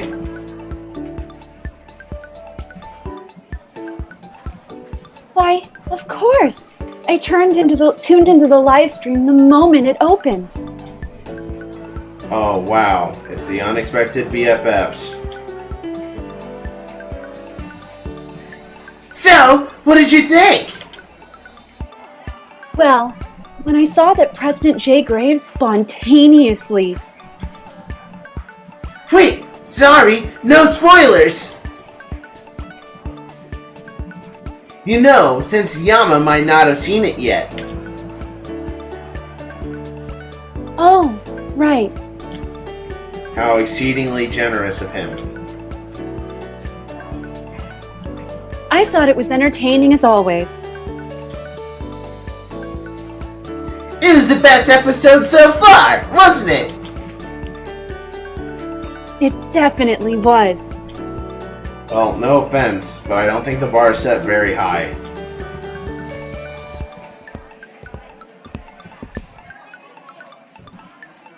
I think that might be Axel. What is this, man? Did you get a real girlfriend? A wild Masato appears. I was right. Masato, my man! How was your vengeance? Wait, what? Some punk paid a group of boys to bully Masato's little brother because he hates Masato. But I bet that Masa gave him a taste of his own medicine. Hell yeah, I did! You pick a fight with one Kurogane, you pick a fight with them all! Wait, won't you get in trouble for hitting him? He'll definitely tattle on you. Hit him? Nah, man. I locked him in a room and taught him the cluster decomposition theorem. Made him write a paper on it in one sitting. Holy shit, what? Somehow that sounds a lot more horrifying than just getting beat up. Misaki. Oh. Hi. Oh, that's right, we haven't met. Hi, I don't think we've met. Who are you? I transferred here yesterday. Misaki Kazuhaya, at your service. She's super cool, and she watches Governmecker, and she's a model. Oh my god. Ha! That's cool. Name's Masato Kurogane. I'm on the track team. He stops there. We wait for a moment, expecting a more elaborate introduction. Oh no, that is me. Ah, and... And what? That's all that matters, ain't it? Not the fact that he's the president of the honors club, one of the top students in the school, or a third year. Track. He loves track. I take it you enjoy track then? Hell yeah! Track is like water. Without it, you die. Holy shit, dude. Track is like air. Without it, you die. Track is like fried chicken. Without it, you die. Priest, is he speaking to you personally now? Yes. That's some dedication. Yep, and I'm staying this way, or my name's Yama Ishimoto. Jesus Christ. That was uncalled for. Well, as long as you keep at it, I'm sure you can accomplish anything. Says every cliche movie ever. They ignore me and firmly shake hands. Looks like she's becoming friends with everyone. Everyone except Rui, ironically enough. So, how do y'all know each other? She, Yama, and Rui are childhood friends, actually. Whoa, real? Whoa, real? Why ain't Rui here then? An awkward silence falls between Misaki and I, with a hapless Yahiko in the middle. Huh, now that you mention it, she should be here by now. You don't think she got called for cleanup duty, do you? We don't have cleanup duty, Yahiko. The school pays for janitors. That's unusual. Oh, that would explain a lot. How many years has he been at the school again? Hold on. Someone give me a straight answer. Where's Rui? Misaki clears her throat and steels herself. We're not in the best of terms at the moment, but I'm working to resolve the issues as soon as possible. You sound like you're debugging some code, Miki. But it's true, we're not getting along particularly well. Masato inches away from her, suddenly cautious. Huh, I see. See what? You guys were just getting along. Masato turns to Miki with a grave expression. I don't know, man. Something about you seems sus. Sus? That's kind of harsh. Suspect. But at least he got told it. her up front. What? I should have seen it earlier, but yeah, you're too nice. Don't you work in the modeling industry? Aren't you supposed to be cutthroat and all that? It's not like I'm some kind of dastardly mastermind. But she is probably a social engineer. Oh, definitely. Absolutely. 100%. Then what's the deal with you and Rui?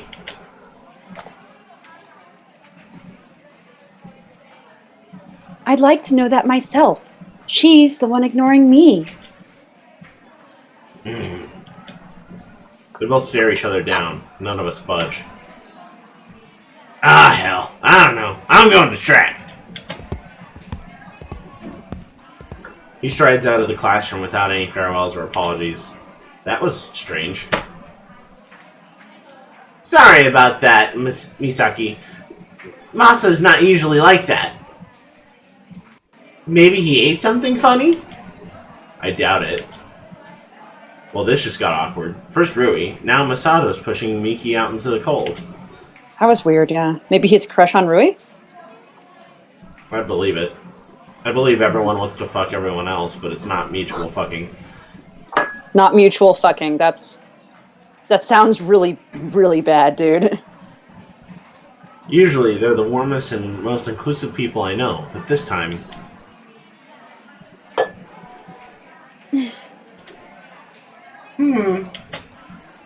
Ugh. Something save me. Anything. Huh. Oh. That was convenient.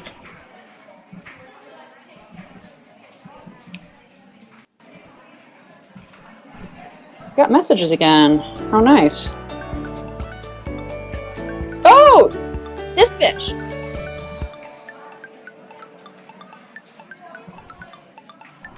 Want me to read her part or no? Do you want to? Sure. Cafe de la Pie, 5 o'clock p.m. Do not dare be late or I shall dock your pay. Also, I insist you share your location with me. I'll go ahead and assume that this is from Shigure.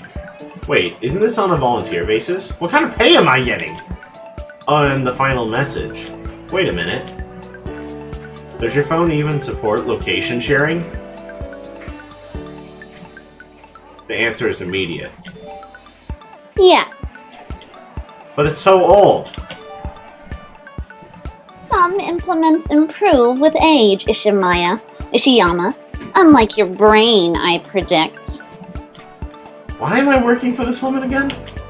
Whatever, I mash a few buttons and share my location with her. It's not like she'll break into my house and steal my stuff, right? I mean, that does sound like something she'd do. Since she's a detective in an official capacity, she'd get in a lot of trouble. Wait, why am I legitimately entertaining this idea? Ugh, this woman terrifies me! As she Dude. should, honestly. She's kind of terrifying. Dude, why are you smiling? Huh? Smiling? Grinning, as a matter of fact. Grimacing, not grinning. There's a big difference. Sorry, but something came up. Turns out I have to go. Oh, that's fine. I have my club to see to. Oh, you have a club? Yeah, I just started it. Want to join? It's called the Happy Club. Oh, sorry, but my work schedule limits my ability to participate in clubs. Oh, well, that makes sense. Wow, smooth. She should go into politics. Who in the right mind would actually want to join a group called the Happy Club? Then, ladies and gentlefellows, I shall be off. See ya! Bye, Yahiko. You too, Misaki. Have a good rest of the day, Yama. And with that, we managed to barely salvage the awkward atmosphere as we go our separate ways. I pull up this Cafe de la Paix on my phone and find it's on the same street as GFC. Well, that makes this an easy walk. Unless, of course, she's referring to the other Cafe de la Paix, which is on the faraway border of District 8.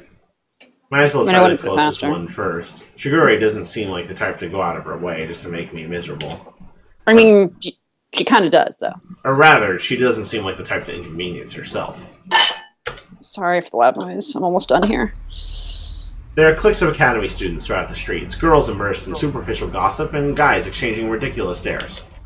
I pass by a handful of police officers on the way. They nod courteously, but there's a shadow to their evaluating gazes. I keep my stride long and my steps quick as I round the corner to the denoted rendezvous point. When I first see the place, I have to double-check my phone to make sure I didn't take a wrong turn somewhere. By the quaint, lovely name, I was expecting the charming variation of polished, established Buckstar coffee house. Instead, I met with the definition of modest. Chipped paint, dusty windows, a swaying sign with 3 broken letters. Maybe this is Shigure's way of extracting vengeance? I take a deep breath before I enter the cafe. Surprisingly, the place is really decent on the inside. Sophisticated and sleek, the array of elegant furniture is punctuated by the black grand piano on the far wall of the cafe. A delectable smell of butter and sugar drifts from the counter of the shop, where the several intricate glass displays boast rows of unique pastries reminiscent of a fairy tale world.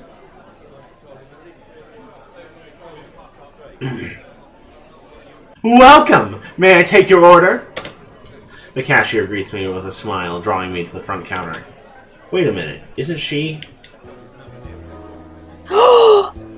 You're... Come to think of it, I've never seen where she goes after class ends. Of all people, it would be you. Consider it your lucky day. Just give me your order. Situation is too good to pass up. Elizabeth, a cashier? Do enlighten me. Why would such a wealthy, empowered young woman stoop to making lattes and wearing dishes? Or washing dishes? Wearing dishes, good lord. Work experience, obviously. Every successful person comes from humble beginnings. I might believe her, It's not but actually true. the way she's averting her eyes is suspicious. So why didn't your parents get you some cushy internship at your dream corporation? You know, some people want to earn their success instead of being spoon-fed by their parents. Ooh, are her parents broke, you think? I think I know people like that.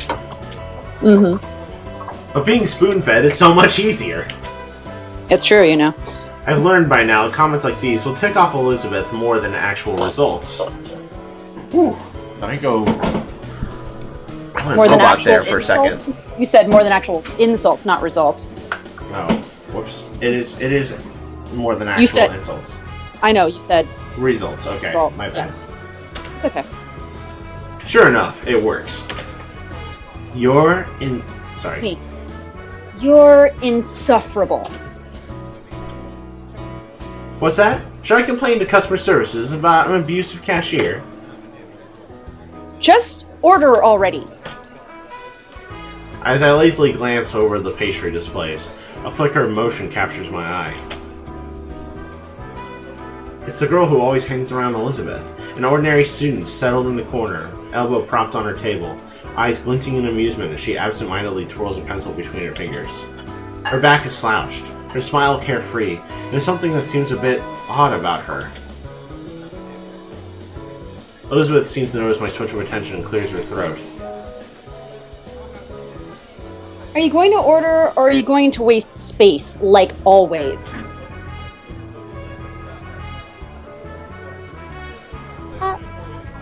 I'll give him a moment, Beth.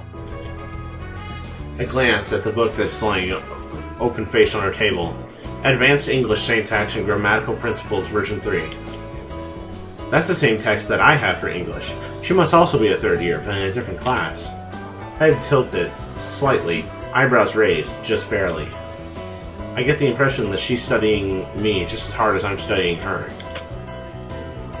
Who are you? Isn't it courteous to introduce yourself before you demand my identity? As your buddy Lizzie has probably told you, courtesy isn't my strong suit. Oh, what is it then? Nothing. Just a bit of friendly advice, Beth. But you better watch your stuff around this one. What makes you say that? Why, he figured you out. This elicits an unusual reaction from Elizabeth. Bitten lips, fiddling hands, and an anxious shift of the eyes.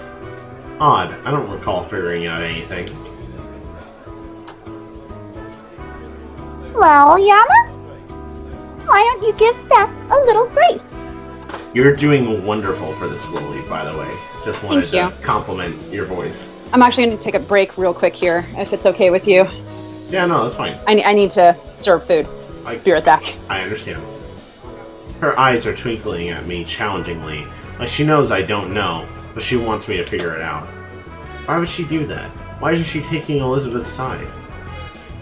Fine! I'll just apologize. Just don't tell anyone. Well, now I really have no clue what's going on, but I might as well go along with it. Yeah? Why shouldn't I?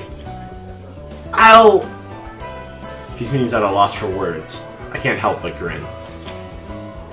You'll pay me? You know I can't! That catches me off guard, but thankfully I'm able to hide my expression just in time. Interesting. She can't pay. Okay, I'm gonna pause while Pencil does all her food serving. I can see it from here, and gosh, it looks awesome. double checking through who is here. It looks like for the most part everyone's still here. But I see you, Anime Night 7. Welcome to the stream. It's good to have you here. Stick around. We're all friends here.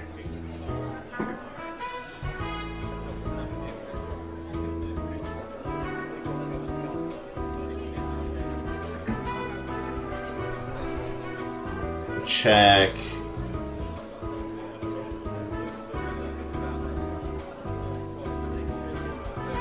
Looks like we've got all of our alerts set up properly.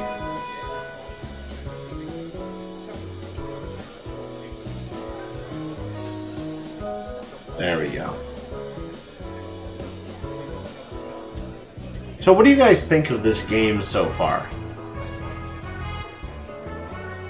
We realize that so far this seems like a really, really slow burn for the horror.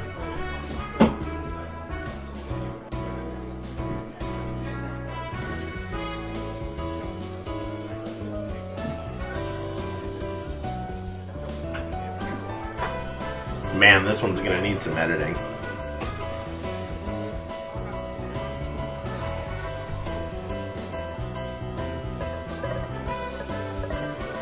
Should I throw down a save?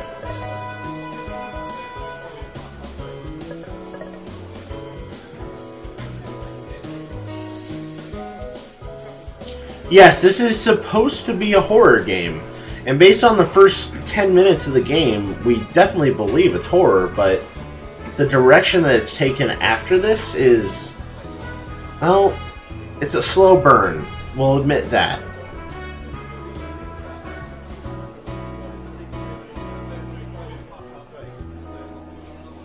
But it's a free game on Steam.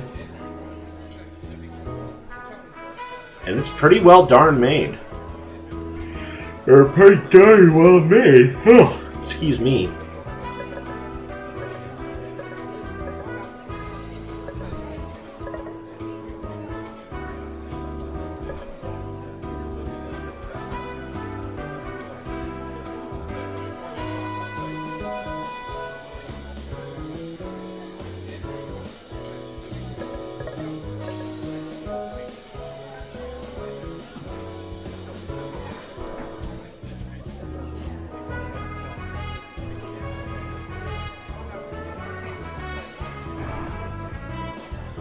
Yeah, from what we can tell from the first part, is it seems like there's a killer on the loose.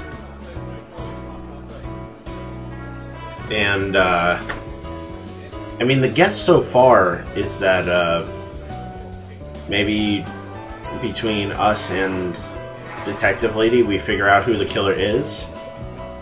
Or maybe we're the killer.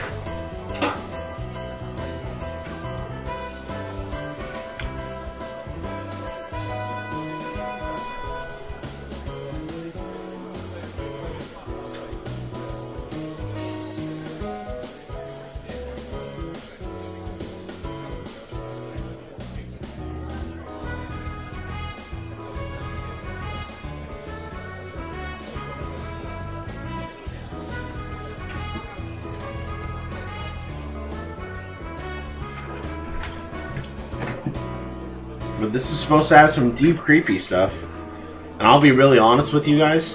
One of the games that is pretty low-hanging fruit as far as horror VNs is a visual novel called The Letter that we have currently on our, not on our banned, but chosen not to play list. And that's because before Pencil and I were doing the Screaming Closet, like seriously, we played The Letter. And I tell you what, that game is very slow, like very slow, slower than this, and it does not have a very nice payoff. I mean, I'm happy if people really like it. It's a solid game, and it's got more endings that I can shake a stick at, but when we got our ending, it was really unfulfilling, and man, it was not a lot of fun.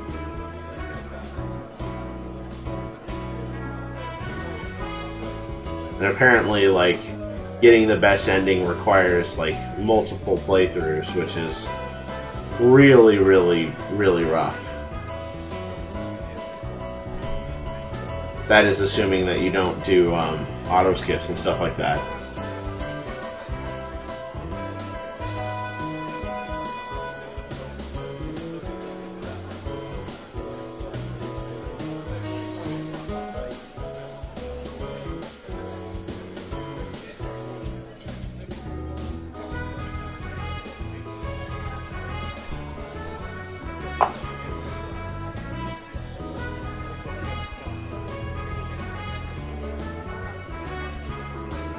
Oh, looks like Pencil's just wrapping up.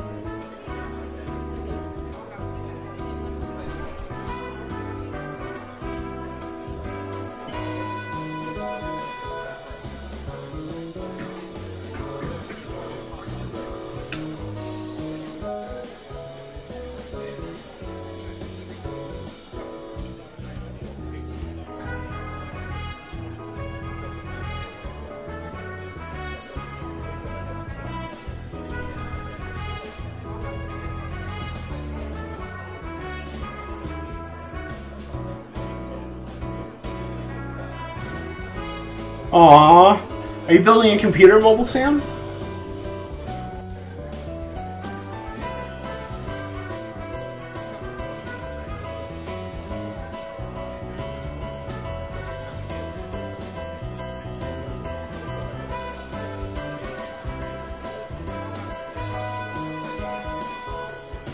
Ooh.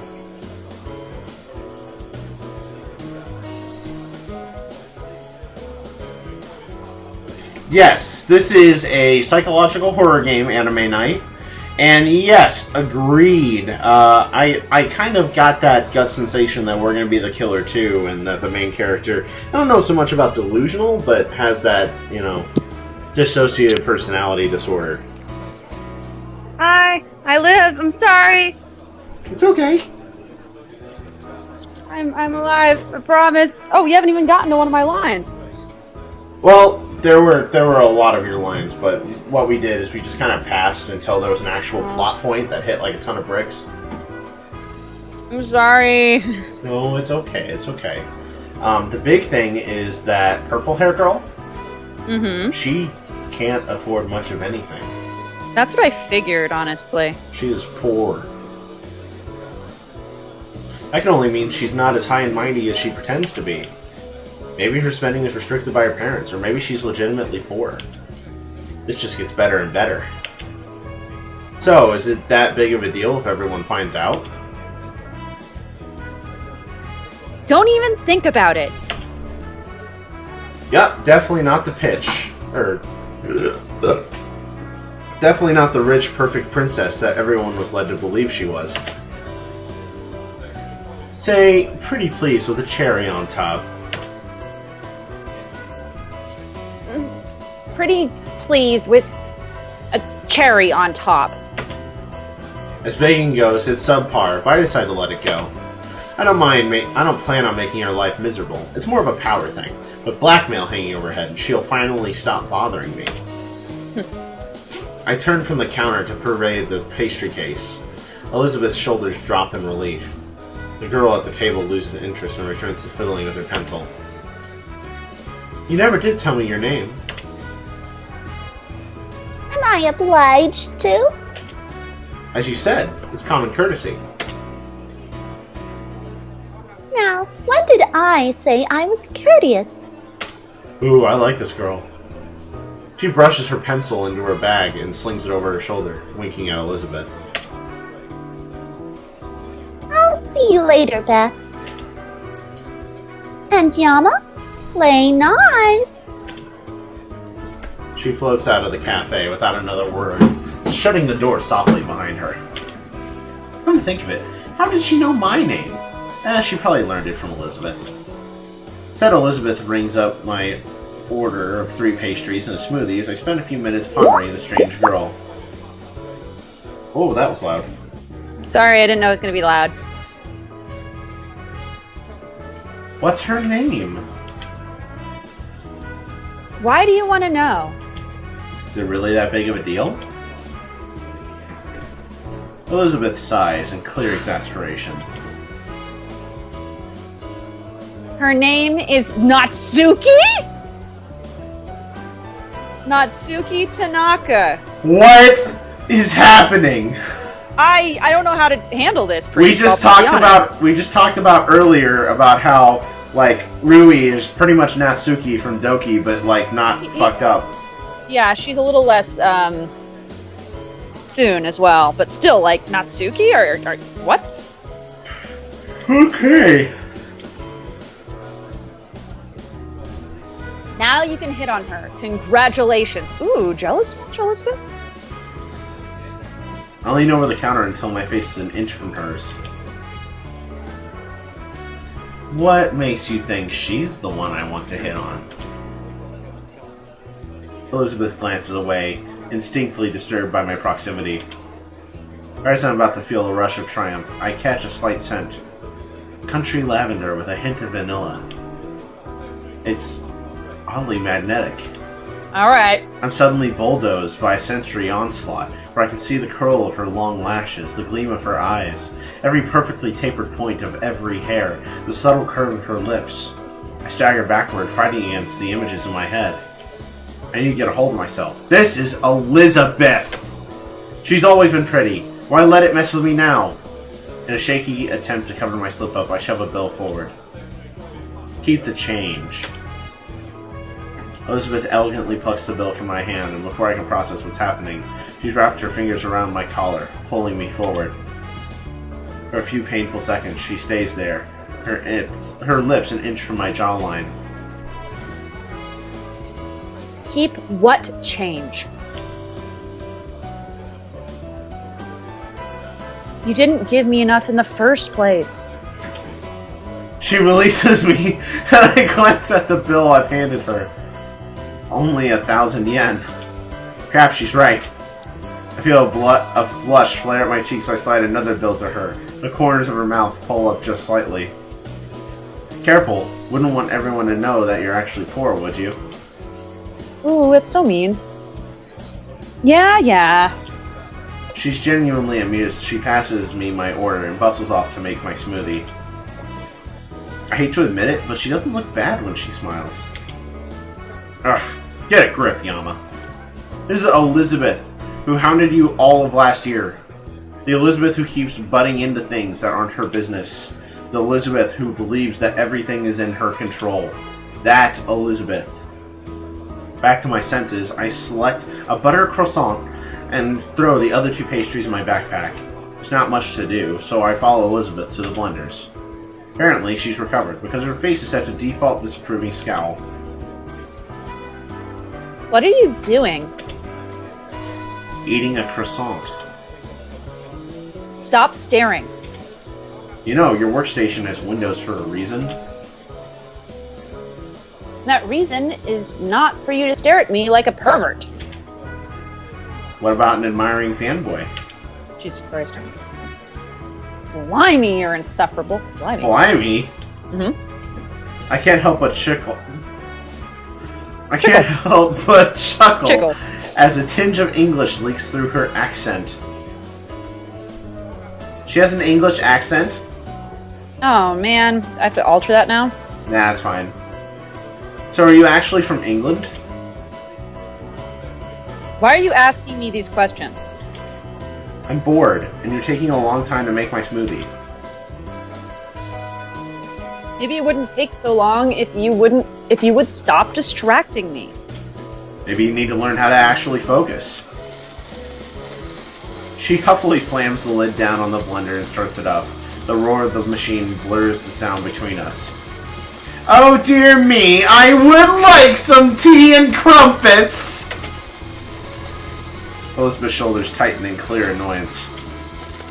Tell me, old sport, what you say to some fish and chips?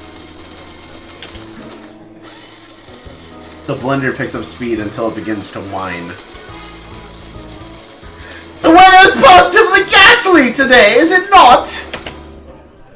Then the blender stops. Elizabeth wordlessly pours the mixture into a cup and caps it, handing it over the window. Firstly, I was born and raised in Japan, just like everyone else. By the way, Alex is so offended. I love it. He's in the chat right now saying, that's racist. Secondly, just because you're not bilingual doesn't mean you have to mock people who are. She tears the wrapper off the end of a straw and sticks it roughly into the smoothie. Have a nice day. Come again. With that, she strides into the back room, leaving me by myself. I actually feel a little uneasy as I settle into a corner. I'd expect Elizabeth to lash out at me, just like every other time. But she was calm, honest, even if clearly annoyed. Is her heritage a weak spot? Did I bring up something that should have been left alone? Yeah, you do it a lot, you fuckface. Yeah, I know you like playing with people, but dude. Furthermore, why am I letting it bother me? Because you're fucking... Because you're a human who has empathy and you just don't know how to deal with it. You want to be a sociopath so bad. She never showed me mercy, not on the days where I just wanted to be left alone, the days where life almost wasn't worth it. Shouldn't I do the same? As I bite into my croissant, hoping to distract myself with its taste, the door of the cafe swings open. Shigure storms in, the tiny manifestation of fury as she clutches her phone against her ear, barking to its mouthpiece. Pencils enter the cafe. Me. As I previously explained, the situation now merits further scrutiny. Have you compiled the informative analysis of the extraction methods?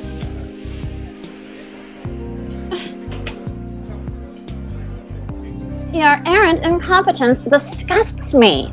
Trust that you shall be receiving a visitation from your supervising officer within the next 24 hours. Good day. She angrily shuts her phone and stuffs it in her pocket. Only then do her eyes land on me. Ah, Ishiyama. At last, someone with... Sorry. Excuse me? At last, someone with a manageable quantity of incompetence. Oh wow, she's just really condescending. Nice to see you too, I guess. Show me the receipt of your purchase. Purchase? For your pastries. I almost asked her why, but decided to shut up and give her the receipt. She promptly marches to the counter, taps her wallet against the card receiver, and marches back with $1300 yen in change. She slides this to my side of the table with an expectant look.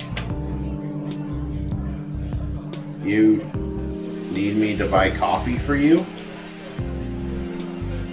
This is reimbursement. I'm your superior. I'm treating you for this meeting. Oh, thanks. I'm honestly surprised. She came across the type of person to make me pay for both of us, actually. Now, regarding tonight's mission. Mission? Indeed. One of my asinine colleagues mislaid a pivotal dossier within the 6th district of Isamu. The 6th out of 9 districts? Also known as the District of Drugs, Gangs, and General Mayhem, where little children ought not to go? I think I know where this is headed. Your assignment is to retrieve it tonight. Yeah, saw that one coming. And why would I do this? The better inquiry is, what abhorrent consequence shall befall you if you do not? That stalls me for a moment, but I managed to think up a passable reply. Clearly nothing too terrible, since you need me to get it for you instead of going yourself. Funnily enough, instead of lashing out at this remark, Shigure only seems impressed. Perhaps you'll pass after all. Pass? Don't Dossier's whereabouts are currently being established. I shall contact you with additional instructions at a later time. I didn't even say that I would do this. I doubt that availability is an issue. Wow, Vern. No, I'm not even going to ask. Not having a schedule conflict doesn't mean that I'll take it. Then consider it your municipal burden. I never agreed to. Do you not wish to be something? To be someone extraordinary? To do something significant with your inconsequential existence?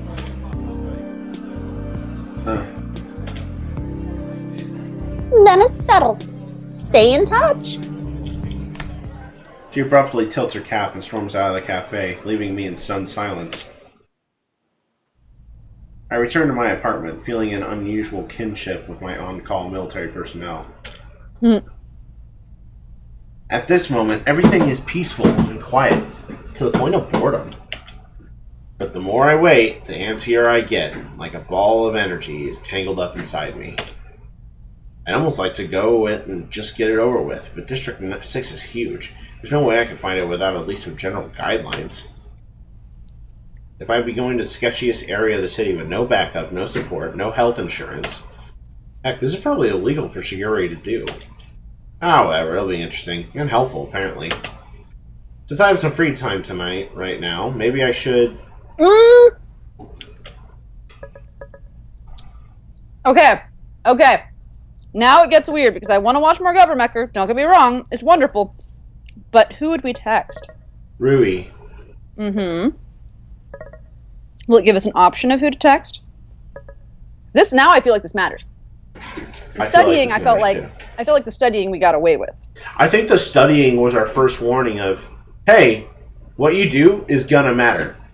I think the studying would have given us the answers to the exam we took. I agree. Like, what you do is important for stuff that goes on, and you can kind of bullshit through stuff, but what you do if you're matters. just knowledgeable, yeah. But here, I feel like there's a big thing. Like, Governmecker's so tempting. They made a really good job of, like, the bullshit option being super tempting. And it's fun, but... I'd want to text a friend, personally. But it's not up to us! No, it's not. It's up to the chat! You tell us, guys. Mobile Sam, Anime Night, anyone else who's out there, pipe up. Let us know what you want to do, and we will do it. Oh no, Mobile Sam is the first devil's advocate, saying, I bet there's an achievement for watching all the episodes. Magical word. That shiny achievement.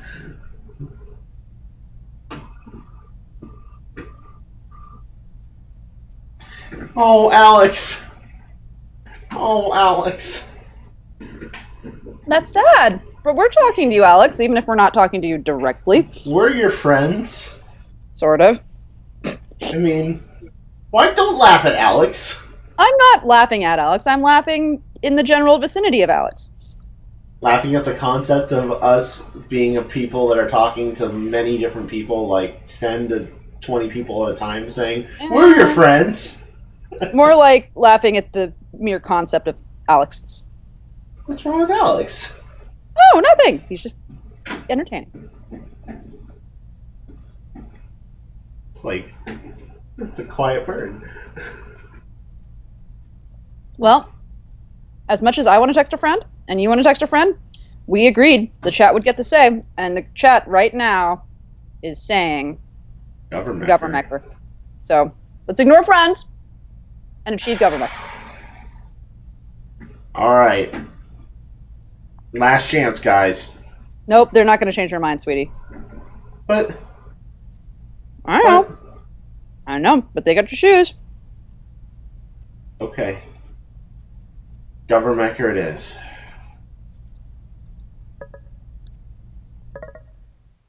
Governmecker would be a nice break from today's insanity. I turn off the lights and settle back on my couch, fixing my eyes on the laptop screen. President Jay Graves is sifting through paperwork on a cardboard desk. Sitting behind him is a blurry backdrop of Is that the White House? This background has been blurred due to copyright issues. If I squint, I can read the caption at the bottom right corner saying this background has been blurred due to copyright issues. He sits through paperwork for a good 5 minutes, maybe more, if it's not exciting to say the least. I'm just about to close the video out of boredom when there's a huge crash and his door explodes, with a clearly fake explosion, hailing in a group of 5 women? No, men? Each of them bears an open brazier, and some eye-burning neon color and atrocities for skinny jeans hiked up to their hips. And their hair, long and silky to their shoulders, or awkward curls and a crown over their head, or messy waves that fall over their eyes until they can wonder how they see straight. They're hippies, aren't they? President Graves calmly sets aside his stack of paperwork, folds his hands together, and evaluates the unusual group. Can I help you, sirs? They're hippies. The 5 strangers suddenly strike dramatic poses, hands on hips, pointing into nowhere, fake karate stances, even miming a teapot. Maybe not. One of them steps forward, shaking his head like he's in a shampoo commercial. Words spew from his lips in a rhythmic rap. We are the group called K-Oxy. You want to live? Then you better flee. Coxy! Not Coxy. K-Oxy. I am the leader. Gachminum. I'm sure there's a pun there and I'm not getting it. Bless you. No, that's my name. Gachminum, the leader of K-Oxy. Suddenly, the other members leap in front of him, crouching to the ground in another dramatic pose. The best band the world has got! Hit us with your best shot! Dazzling fan service! Is this supposed to be One Direction? Plastic enhancers! I'm guessing it's supposed to be K-pop. Oh. And top-notch dancers! You're a K-pop boy band?! Called it. Yes, we are a K-pop band, and we demand that to tour Akarima to increase our loyal slaves, fan base. Certainly not. Akaremans are free peoples. I will not allow them to be bound to you. The members suddenly jump in synchronization, pounding into the ground in some neo-interpretive dance move. When they stand again, they're swinging in jazzy 5-part. They're singing in jazzy hot 5-part harmony. Ooh, baby, no you didn't. Nothing can stand in our way. Ooh, baby, gotta get with it. You're in for a world of pain. President Graves falls to his knees, clutching his ears in agony. The singing! It's hypnotic! Cover! Mekar! Mobilize! The backdrop, which was wavering precariously for 5 solid minutes, tips over as the president's robot bursts onto the scene, revealing a very ordinary-looking backyard. I'm not sure whether to be exasperated or impressed at the fact that none of the actors seem fazed. Oh, you poor fool.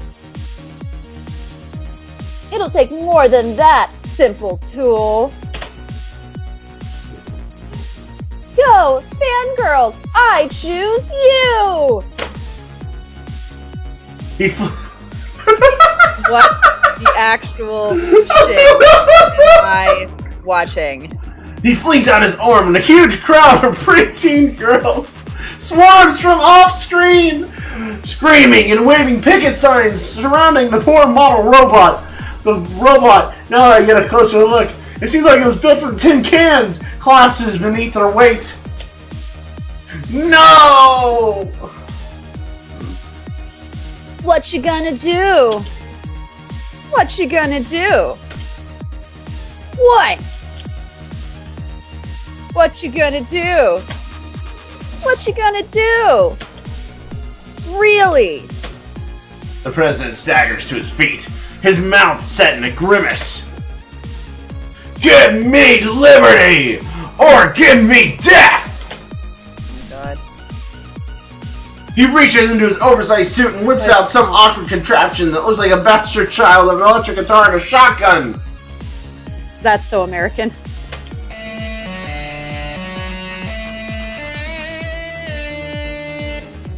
Oh. He slams down on the string, shaking his hair back and forth, which would have been more impressive if it wasn't cropped so close to his skull. The song sounds oddly like America's national anthem. If the anthem was hard metal, that is. Oh my god. That's you, babes. Oh, say, can you see my mother trucking electric guitar? I hate myself a little bit right now. You should hate yourself for that.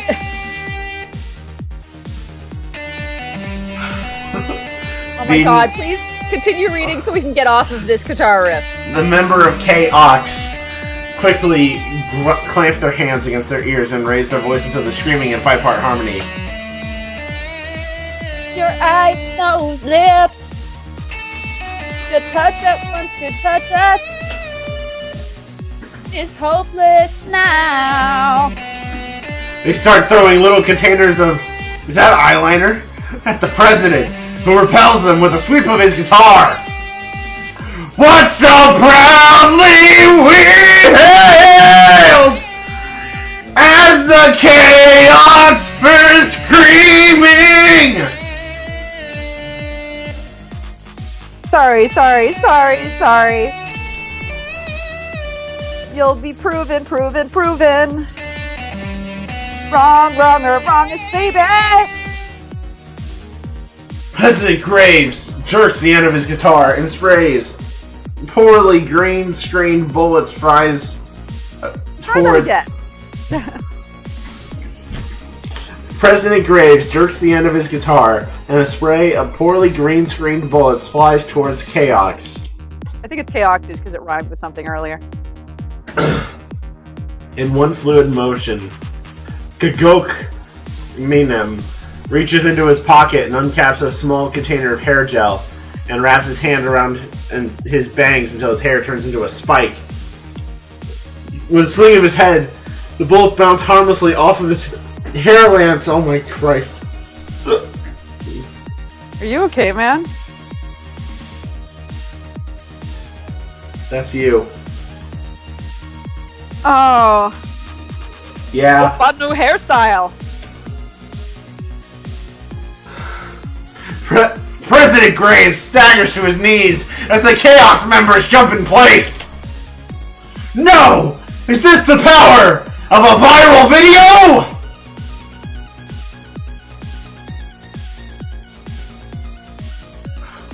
No! Just make it happen. Just make it happen. No! You can do this. With trembling fingers, he taps the electric guitar. Suddenly, Yahiko in his trusty blonde wig and pink dress materializes out of nowhere. Hate is gonna hate. I'm just gonna shake. He starts spasming like a lunatic, emitting pulses of energy that fling Chaoxy into the sky. It looks so realistic that I find myself wondering if it actually happened during filming. No! Chaoxy's blasting off again! As they disappear with a convenient twinkle clearly added in post-production, President Graves pats Yahiko on the shoulder. Good job, Tater Miffed. Thanks to you. Oh my god. Oh my god! Oh my god! That pun! I just got it! What pun? I've missed it. Tater Miffed? Taylor Swift?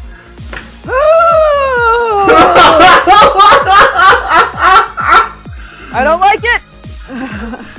Good job, Taylor Miffed! Thanks to you, Akamaima will be sleep in peace! As the ending credits roll, a voice in the background proclaims that any resemblance to persons living or dead is purely coincidental. Yeah, sure. I lounge against the sofa and stare into the ceiling, trying to decide what I want to do with my life, and flipping my phone idly in my hands. I should study, or cook, or clean, or do something productive, or never watch Governmecha again. It all sounds so painful. I'll just sit here for a moment. Sit here and do nothing. I suck. Yeah!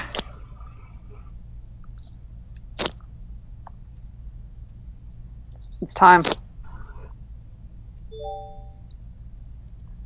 It is time. Do you want me to read her text messages, or do you want to? No, you. This is the address. I've appended directions to that a toddler could follow. Rest in knowledge that if you miraculously manage to lose your way, you will possess an intellect inferior to a toddler. Or perhaps that's already the case. Should I just go now? It's not like I have anything better to do. Setting up early might give me crucial information or something. Who knows?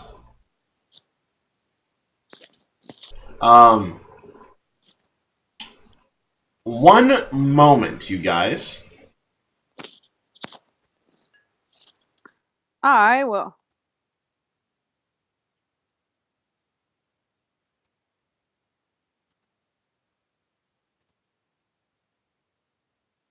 I told you. 10 minutes. Mm-hmm. Alright, we're back. Woo! I throw on a jacket before I stride out the door, the cold night air cutting into my face. This part of Isamu is a much less friendly one, especially at this hour of night. When you don't look, shadows that shift, lights that gleam, and smiles that shine somewhere in the darkness. When you do, only stillness, as if nothing odd is happening. Shady lights, dubious advertisements, and a smattering of very unfriendly folk on every street corner. I probably should have just stayed home. Then I could have studied. Or, well, wasted more time, I guess. Anything is preferable to being murdered in the district with the highest crime rate. Thanks a lot, Shigure. Consider it my contribution to the furtherance of society. Gee, you're really comforting. If you are in quest of comfort, I suggest you procure a leash plush creature of some kind child. I'm not sure whether I should be proud or disturbed by the fact that I can perfectly emulate her. Whoa! What the? I only catch the light syncopation of tiny footsteps, and despite every instinct railing against me, follow them around the corner. No one is in this area of Isamu at night. No one except the Yakuza, a crazy murderer, maybe a different criminal. The question is, why am I willingly tailing someone who could easily kill me as they could break a toothpick? I really need to reevaluate my life priorities. Yeah!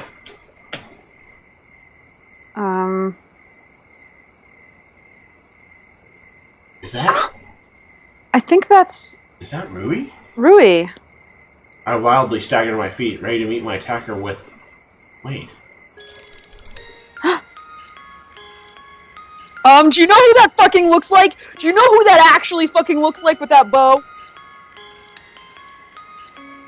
Who? Like, I shit you not, that looks like Monica. Just Monica. It's baby Monica. Like, no, I'm not wrong here. It's baby Monica. Just Monica. No, like Monica. it's definitely baby Monica.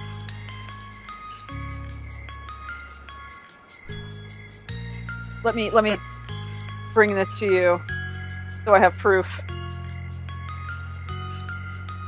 I require showing you this so you can show the stream or whatever. Just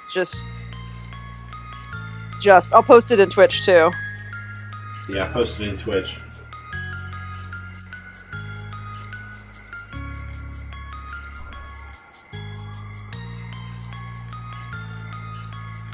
That is most certainly baby Monica.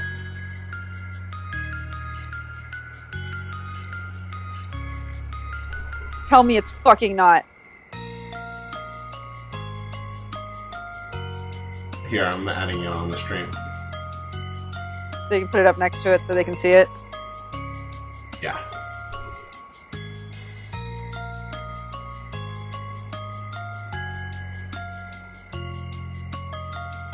Oof. Alright, that's a little distressing. So this is baby Monica. I've got to do a little girl voice for her, don't I?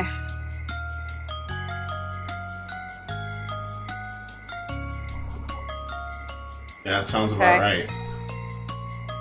Okay. Fuck, man.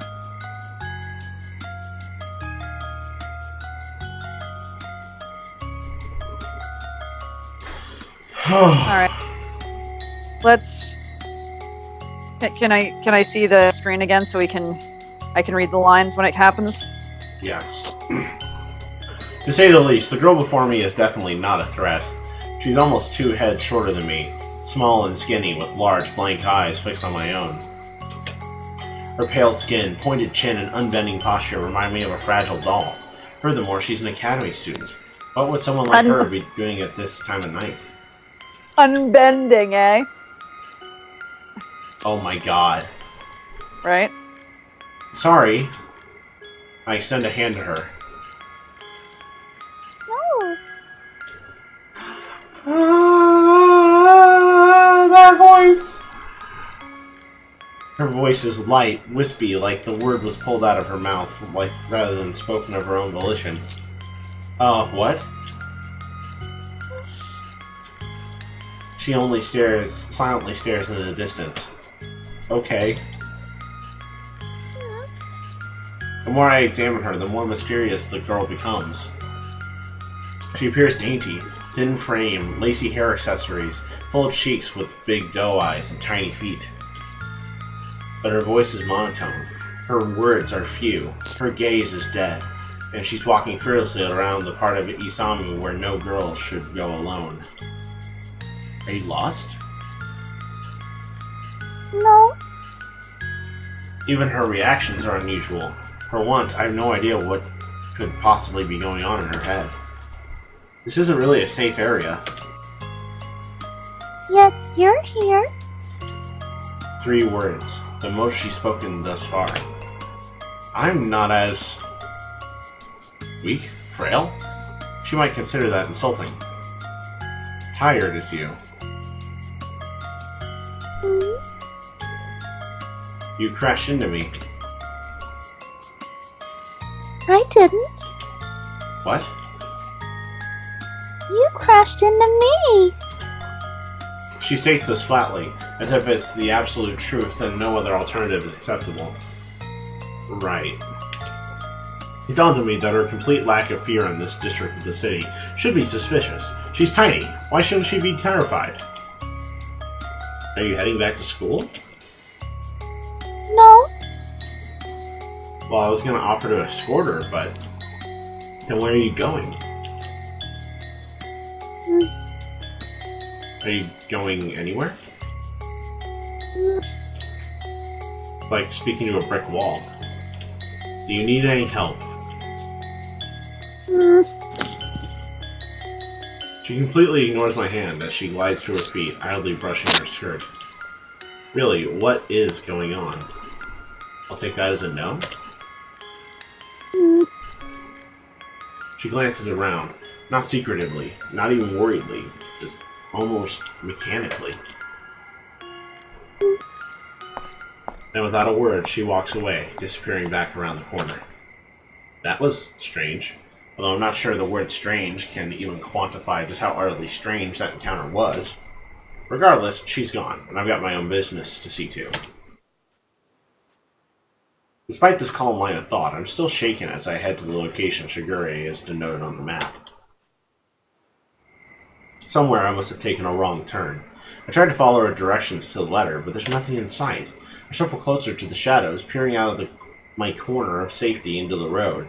Several shady figures are gathered around a trash bin, laughing raucously around smoldering cigarettes. Maybe I'm supposed to spy on them? No, I'm supposed to retrieve that file. Still, Easy on the space bar, kiddo. is it super loud? Yeah, you were just slamming on it, it sounded like. Anyway. Still, I can see why Shigure sent me. Despite her competency at verbal abuse, she's small in stature and can be easily overpowered by any of these thugs. Moreover, she doesn't seem licensed to carry a gun. So, of course, she decides to send a defenseless high school student in her stead. I creeped around the side of the building, double-checking my phone. Yep, right here, give or take a couple feet. I scan my surroundings, but there's so much litter that I can't see anything particularly significant. Maybe I should ask Shigure. No, this is my assignment. I need to do this on my own. I absently run my hands over the brick wall beside me as if it'll keep me grounded. My fingers brush over something smooth. Wait a minute. I turn to examine the offending spot. A folded piece of paper is shoved between the cracks of the wall. Judging by how fresh it looks, it must have been put there just recently. Hesitantly, I extract it and skim over the words. Congratulations, Ishmael. You're not a toddler. My subordinate sent me these instructions to reach the file. A ping-pong ball falls down a very narrow pipe that is fixed into the ground. All you have is your ping-pong paddle, shoelaces, and a water bottle. How do you retrieve it? He claims that the file is at the answer within a half block of your vicinity. I know where it is. I know this riddle. Puzzle? Seriously? I know Well, the puzzle. I say we try to solve the puzzle then. That might be the last thing we do for tonight. Yeah, it'll be the last thing, but I know this puzzle. Try to solve the puzzle. I guess there's no getting around it. I have to solve this to find the file. Which object is the key to this puzzle?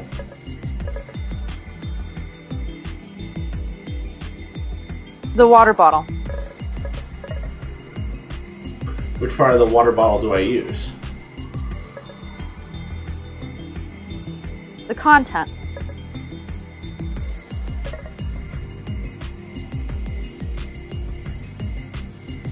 Alright, I could use the water in the bottle, which means I could just...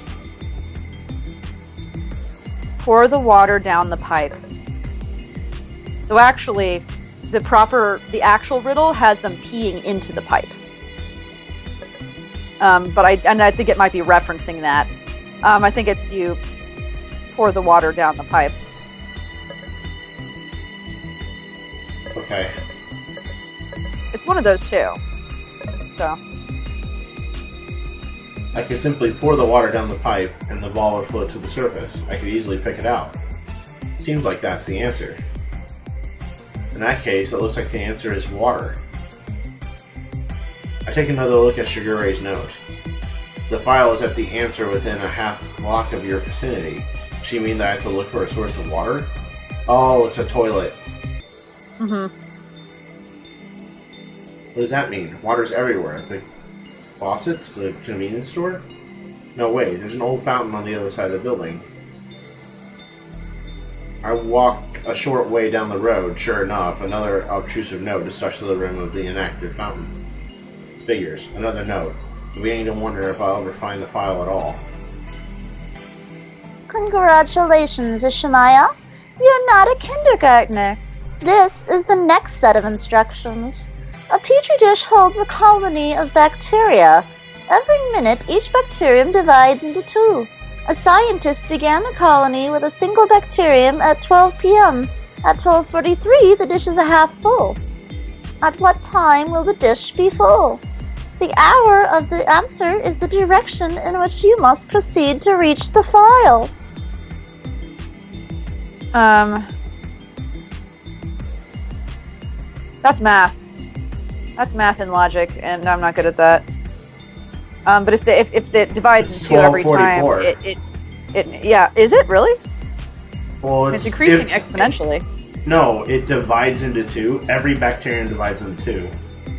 The dish is half full at 43, which means that the next one, 44, will be full. Yeah, I see your point. No, that's easy.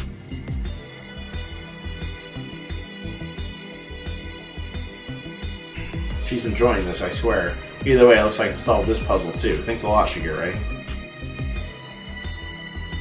Alright, I'm gonna save here. Yeah. But I am like 99% sure. It sounds like logic. And while you do this, I'm gonna have my last bite of food. Right, if every bacterium divides into 2 per minute, then it doesn't matter what time the colony was started. What matters is that at 12:43 the dish was half full. Therefore, at 11:44 the dish would be completely full. So that was a completely useless puzzle. It just basically told me to go forward. I walked down the road, keeping my eyes out for another slip of paper. And as expected, there's another note jammed conspicuously between 2 crevices of 2 buildings. My question is, why did Shigure go through all this trouble? In order to get these notes in the first place, she had to come here, which utterly defeats the purpose of sending me. This is a test. This is all this is. I know this. Well, whatever. There's another puzzle to solve. Congratulations, Ishimaya. You're not a 5th grader. This is the 3rd and penultimate set of instructions. You can throw a ball as hard as you can. How can you throw a ball as hard as you can, not bounce it off anything, and still have it returned to you? Straight up. The answer is the direction in which you must proceed to reach the file.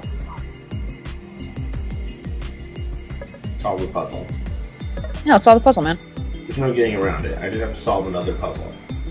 What do I need to change in order to have the ball come back to me without bouncing it off anything? Direction.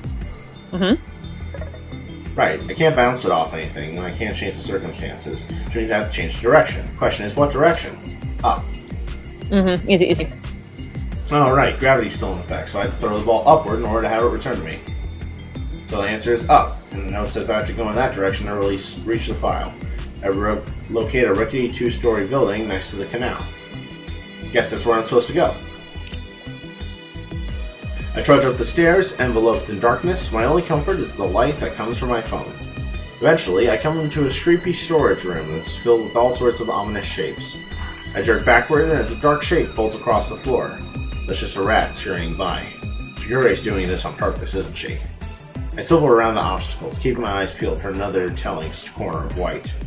Suddenly, a silhouette wavers in front of my face. A spider. Of all things, spiders. What if it poisons me, sinks its rabbit teeth into my jugular vein, stabs its awful spindly limbs straight through my heart, grows to the size of... Okay, now I'm just being stupid, right? Yes. Then it teasingly waves its odious, twisted little leg, nearly catching me on the nose. I instinctively stagger backwards, flailing my hands before my face. My back slams into a hard, stony shape. I whip around, examining it fearfully. It's just a silhouette of a horse, plastered with... A note! Finally! Hands still shaking, I seize the note and peruse its contents. The sooner I can get out of here, the better. Congratulations, Ishimaya. You are not a middle schooler. This is the final set of instructions. Hold on, I gotta burp. It'll be great. It's better. A rich man tells his 2 sons to race their horses to a distant city to see who will inherit his fortune. The one whose horse is slower wins. After wandering aimlessly for days, the brothers ask a wise man for guidance. Upon receiving the advice, they jump on the horses and race to the city as fast as they can. What did the wise man say to them? The answer will show you where the file is located. Final set of instructions? I'm almost done? I actually feel somewhat disappointed. Despite my complaining and the spiders, I've actually enjoyed these challenges. At any rate, I guess I better solve this puzzle and find this file. What could the wise man have said?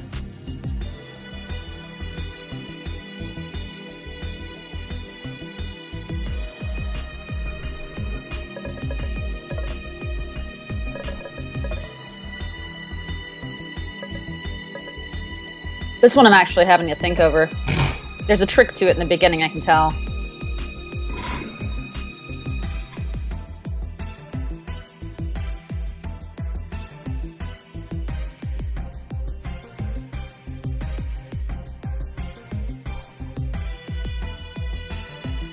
Switch horses?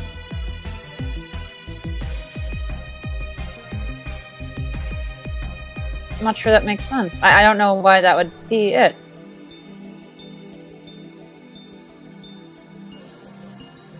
Oh!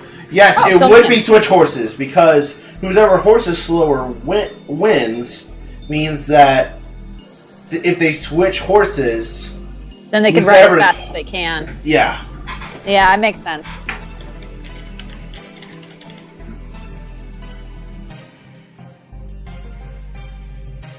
Did you save? Yes. Oh, there you go. You got it. Right, if they switched horses, they would have had to race in order to win. So the answer is to change horses?